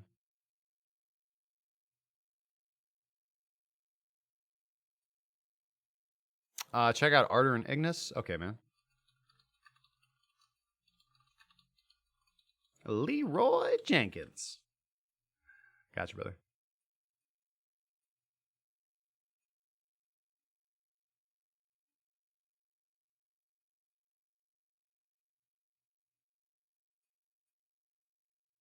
Steer the sheep away from BTC. What's my opinion on XRP? Fundamentally, I'm not a huge fan, but it's a tradable asset, man. I am short on XRP. If you even make 1% profit per day without any losses, you're considered a good trader. If you make 1% profit per day, you are an elite, beyond elite trader. The magic of compounding interest would have you be a millionaire. Starting off with $10,000, able to return 1% a day on a little over a year.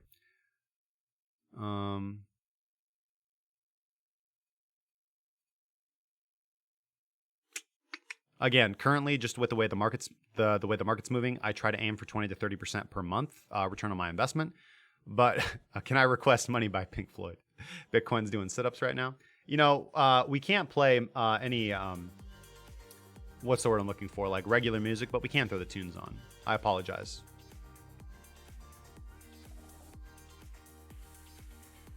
Okay, so user submitted requests. First from Vishal Gaurav. Hopefully I'm pronouncing that right. Wants us to take a look at Litecoin Bitcoin.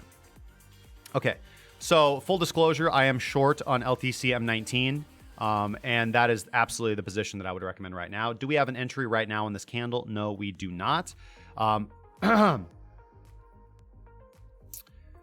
Let's see here. In fact, we went short on this candle, went into drawdown, about 4 to 5% drawdown at its peak, and then now we are in good profits on the trade.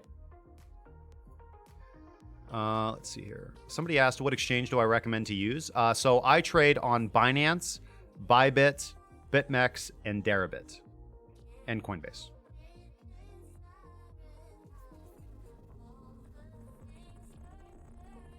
Peter Suara, thank you so much for the sub over there on YouTube. Welcome to the community, my good friend. Okay, so I don't see anything positive for Litecoin right now. We are below the baseline. Wadatar is throwing up bearish signals. We don't have a rising explosion level yet, so not a primary signal from Wadatar, but that's what Minx is for, giving us the primary short signal on this candle. A little bit of drawdown, and then boom, back into profit. RVGI is keeping us in the trade, and things are looking pretty good, man. Things are looking pretty good to the downside. This is nowhere where I would buy.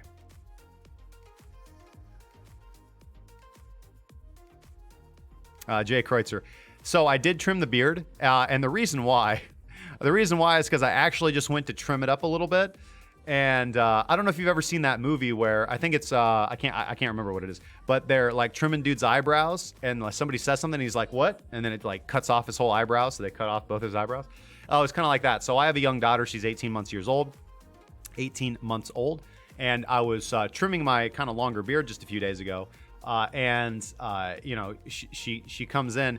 Anyways, I don't know if I want to tell this story live on air. Maybe I'll save it for some other time. But I was telling Scott last night about how I know that I'm a good person, and and so I was trimming my beard, and I hear my daughter give like a little yelp like down at my feet, because what I do like when I'm doing my morning stuff in the bathroom is I give my daughter her toothbrush, and she just kind of like wanders around and like, you know, basically just sucks the toothpaste off the toothbrush for like, you know, 15 minutes while I'm, you know, washing my face and putting lotion on my face and all that stuff.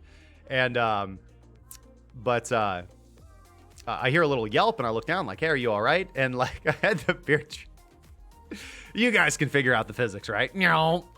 So it ended up taking too much off. So I was like, well, I'll just knock it down. So yeah, I do kind of like the way it looks, because this is typically how I go. So looks better on Tinder. Moving on.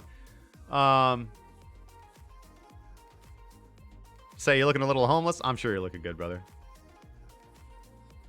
Thanks, Scott. I thought it was a good call, too. All right. Anyways. So let's go down through some lower time frames and see if we could see some entries. We did get a continuation short on the 12-hour time frame right here that is going along quite nicely. Let's go down to the 4-hour. 4-hour is actually throwing up a continuation short on the current candle, and the 4-hour would have given us our primary short over here back on the 19th at 1900.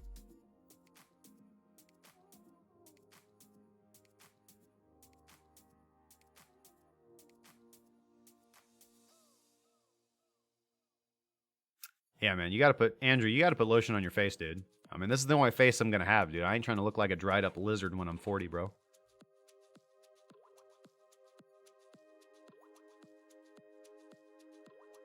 Yeah, it's a joke. That was a joke, Leroy. But yes, I am a single father.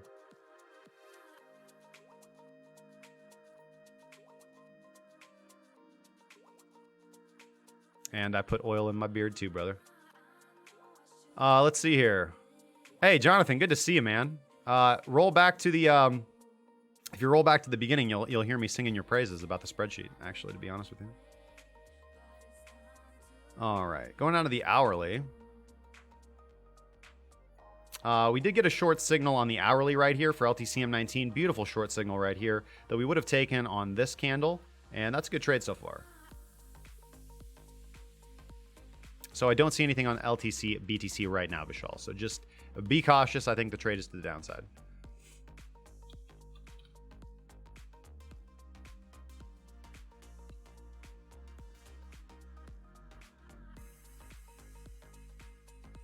Put that on your dome, homie. Oh, I do, man.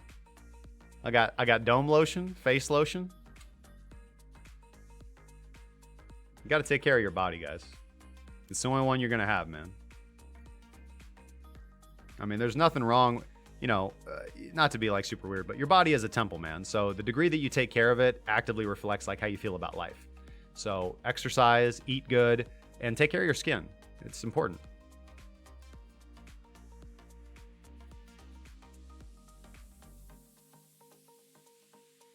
Okay.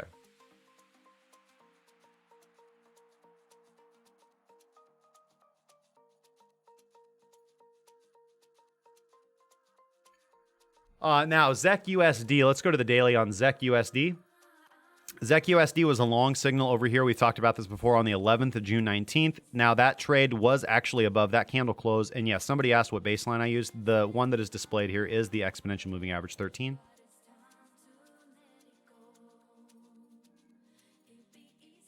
As we can see, this trade right here closes above our qualifying line. So on this candle, where we actually close back within our buy zone, is where we would take the trade. So purchase on the close of this daily candle, and we'll be able to ride this all the way up. And we've hit take profit 3, basically selling at the top of the market on this last push up. And Mink's telling us to exit the trade on this candle, and RVGI telling us to exit the trade on this candle. So both of our exit indicators have fired. Our slower exit indicator is telling us to exit now. Our sensitive exit indicator told us to exit yesterday. Either way, we got out of a great trade. ZEC was a killer trade, and now we just wait for a continuation trade. Let's go down to some lower time frames. Let's go to the 4 hour and the 1 hour. Let's see here.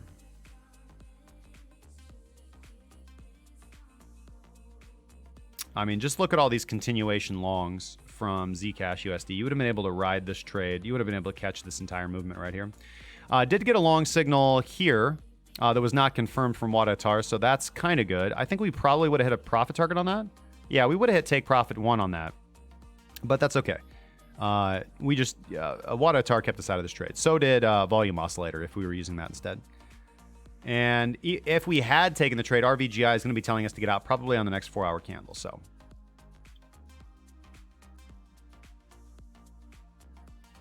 going down to the hourly, we are getting an hourly long signal that is being confirmed by ARDR, not by Volume Oscillator. So it's a trade. It's a valid trade. ZEC USD long on the hourly.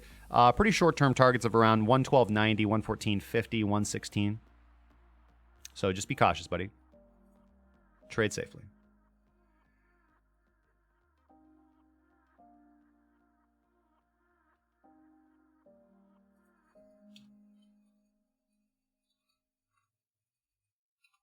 All right, now we're going to turn our attention to XMR BTC for webdevnoobie. Webdevnoobie. I don't think you're a newbie, though. If you've been a web dev newbie for a long time, man, I think maybe you need to go to Code Academy.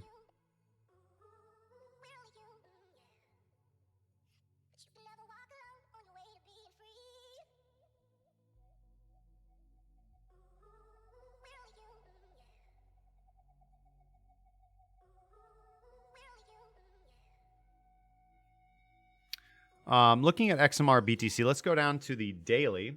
Now, on the daily, we're having a little bit of a pullback down to that fly. It's going to drive me insane.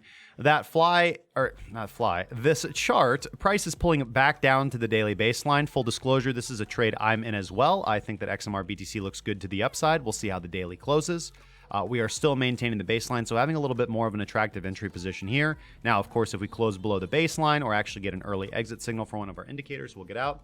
JG95, thank you so much over there for the subscription on YouTube. Thank you so much for joining the community.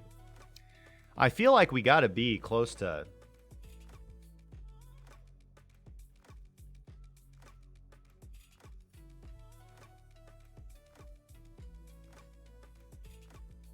$5,691 YouTube subscribers. So we are getting close to 6K. Cool, I just wanted to check that.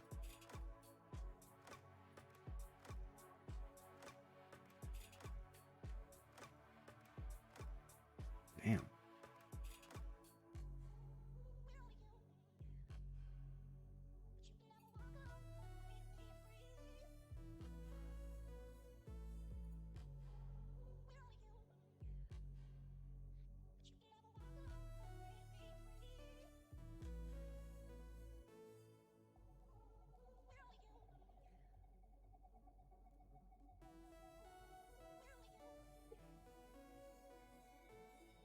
Fly link is for a nice takedown.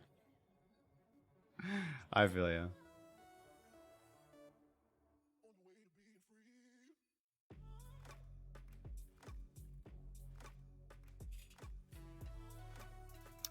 So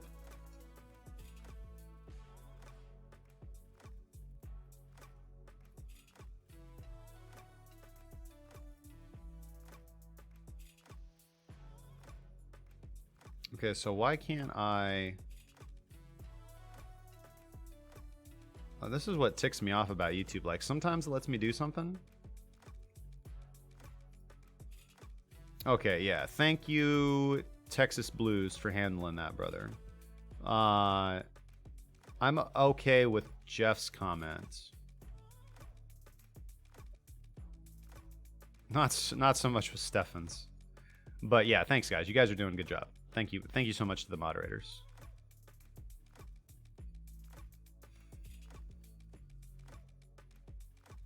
Thank you so much, Stefan. Highly appreciate it, brother. Yeah. Make sure that you guys, pull the fork out of your own eye before worrying about the spoon in somebody else's.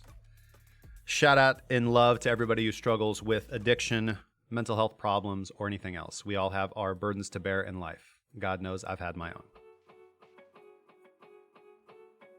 Oh, let's look at the bubbles. We haven't looked at the bubbles in a while. Basic intention token up 3.2%. Made safe. Mona coin. Big gainers for the day. Let's look at big gainer. Oh. Now that I switch over to the day, we can see Atom coin, Satoshi's Vision, the Craig Wrong coin, and Raven up nicely as well.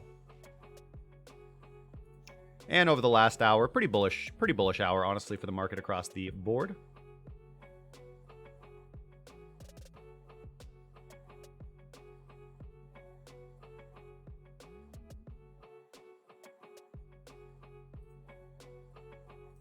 Beautiful Ethereum, man.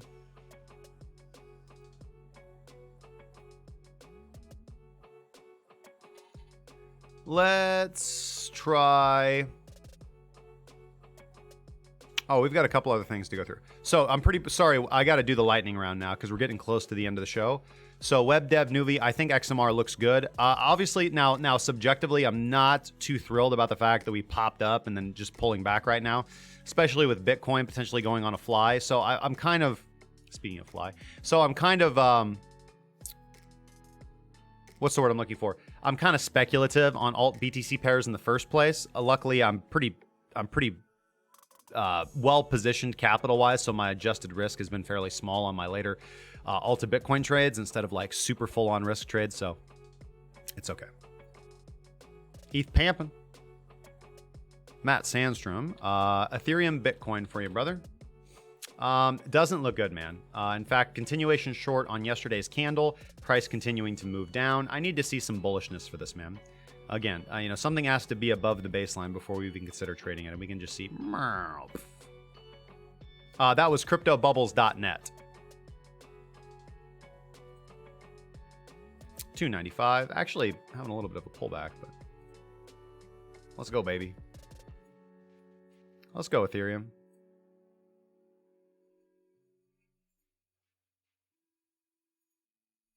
Been holding Ethereum USD on Bybit for a while, 1x long. Let's go, baby. You know what daddy likes. Okay. Last thing I want to go over. So Ethereum Classic does not look good, Matt. And then ARDR and IGNIS for Leroy.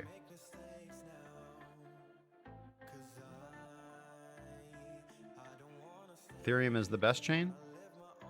Maybe for altcoins. I would argue that there's better projects out there. ARDR, Bitcoin, looks like crud, buddy. Closing below the baseline and just having a big pullback with all the rest of the altcoins.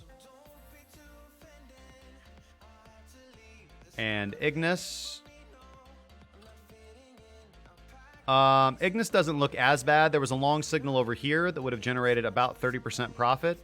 And now IGNIS pulling back down to the daily baseline. So my bias would be to the long side, but I don't see a trade right on the table right now. Minx crossing into static, telling you as an early exit to be out of your trade. RVGI hasn't fired yet. Volume dropping off. And Wada Tar turning pretty neutral down here. So you can try and take the reversal trade off the baseline, which is going to be right around... What is that? 676. So you could shoot for a reversal trade right around there. And I'd be looking for targets at 875, 1020, and 1166. Whatever happened to Ponzi coin? I wonder if they exit scam. Nah, not Ponzi coin, man. Not Ponzi coin.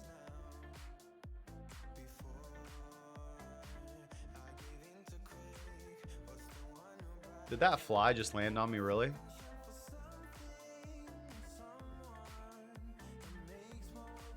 I think it's just fucking with me now.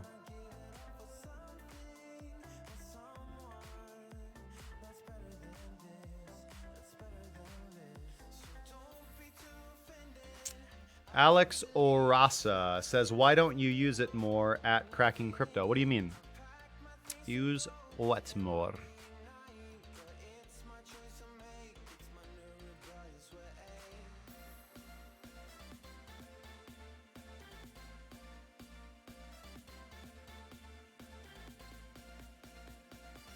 Well, so for Ethereum,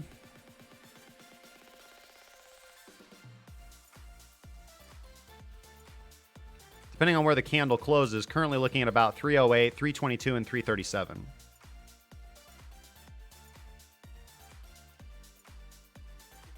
Oh, yeah, I know.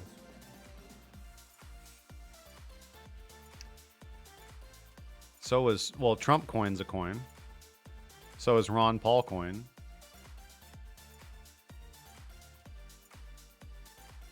I am Encrypt 3D Broker. We are on Steam at Cracking Crypto.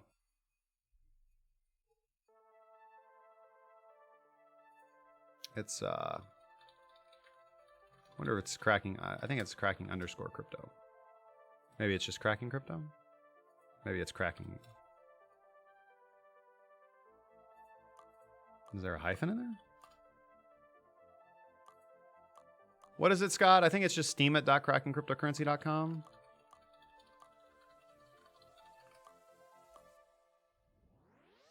Yeah, here we go. Just go to steam@crackingcryptocurrency.com.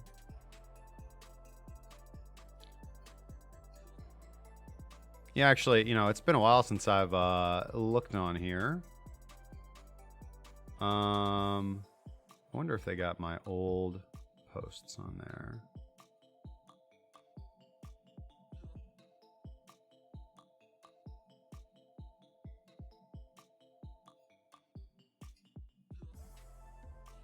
Need to do better on updating the Steam it, but we're trying to get back into it lately. Shout out to Scott, man. You're doing a great job on that, brother.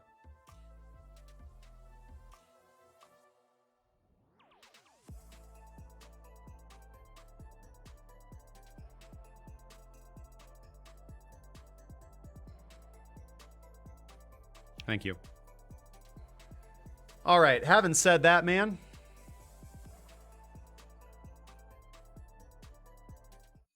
Having said that, so thank you guys so much for joining us for another exciting episode of Breaking Bitcoin Market Update. Of course, I have been your host, Justin Wise, lead analyst and senior mentor at crackingcryptocurrency.com. I want to thank you guys for coming out. If you guys have any questions, comments, sarcastic remarks, opinions, and or death threats, please leave them in the comments section down below, and I will do my best to get back to you within 48 hours. If you are new to trading, or if you are an experienced trader who is looking for something better and a strategy that works in all market conditions, if you want a system that tells you when to go long, when to go short, exactly how much capital to apply, in what conditions, and what parameters, where to exit the market, and you want it to work regardless of any noise in the market, without looking at support and resistance, without caring what sentiment is, without looking at all this nonsense, then please check out our premium info page and see all that we have to offer. You can find that information and more, our proprietary strategies, our custom indicators, our advanced tools and spreadsheets, our position size calculators, our trading journals, our educational content in audio and video form, as well as our busy community full of analysts and other peers for you guys to connect with, on top of reliable signals and setups from our team of analysts and traders. You can find all that and more at premium.crackingcryptocurrency.com. That's premium.crackingcryptocurrency.com. Now, do you like listening to your amazing crypto info podcasts? Well, you might want to check out the Breaking Bitcoin podcast. Scott has spent many sleepless nights churning over how to make this product as best, as consumable as humanly possible, to make it as convenient for you as a listener to obtain this information. And as a result, we now have the Breaking Bitcoin. The Breaking Bitcoin podcast. So you guys can go to breakingbitcoin.crackingcryptocurrency.com to see the show note that I use as I'm doing the show, and all past show notes, as well as full timestamps and descriptions of everything we cover, and links to relevant data as well. Right now, we're on Google Music and Google Podcasts under the name of Cracking Cryptocurrency. Scott's working on fixing that. And we're also on Stitcher, Spotify, and Podbean under Breaking Bitcoin Market Update. So thank you guys so much for that. And we're also now on iTunes. So if you guys want to help us out, you guys please go over to breakingbitcoin.krakencryptocurrency.com and go over to iTunes and please leave us a 5-star review. For whatever reason, it really, really, really does help push us up in the search rankings for iTunes, and we highly appreciate the support because I do think this information is very important to get in front of people. If you guys have a favorite podcast catcher that you'd like us to add, let us know, or try and add the feed manually via the RSS link on the Breaking Bitcoin page itself. All right, guys. Make sure to like, share, subscribe, and comment down below. Help this video boost along. And if you comment, you have the opportunity to be a random crypto winner tomorrow. Make sure that you guys trade safely. Don't rush into anything stupid. There's nothing wrong with buying cryptocurrency right now, especially Bitcoin and Ethereum. Price looks very good. But always be cautious and always have a plan in motion because your strategy is more important always than any one individual trade. Doesn't matter how much you could make because what do you lose if you do nothing? Absolutely nothing. All right, guys. Trade safely. I'll catch you guys in the next one.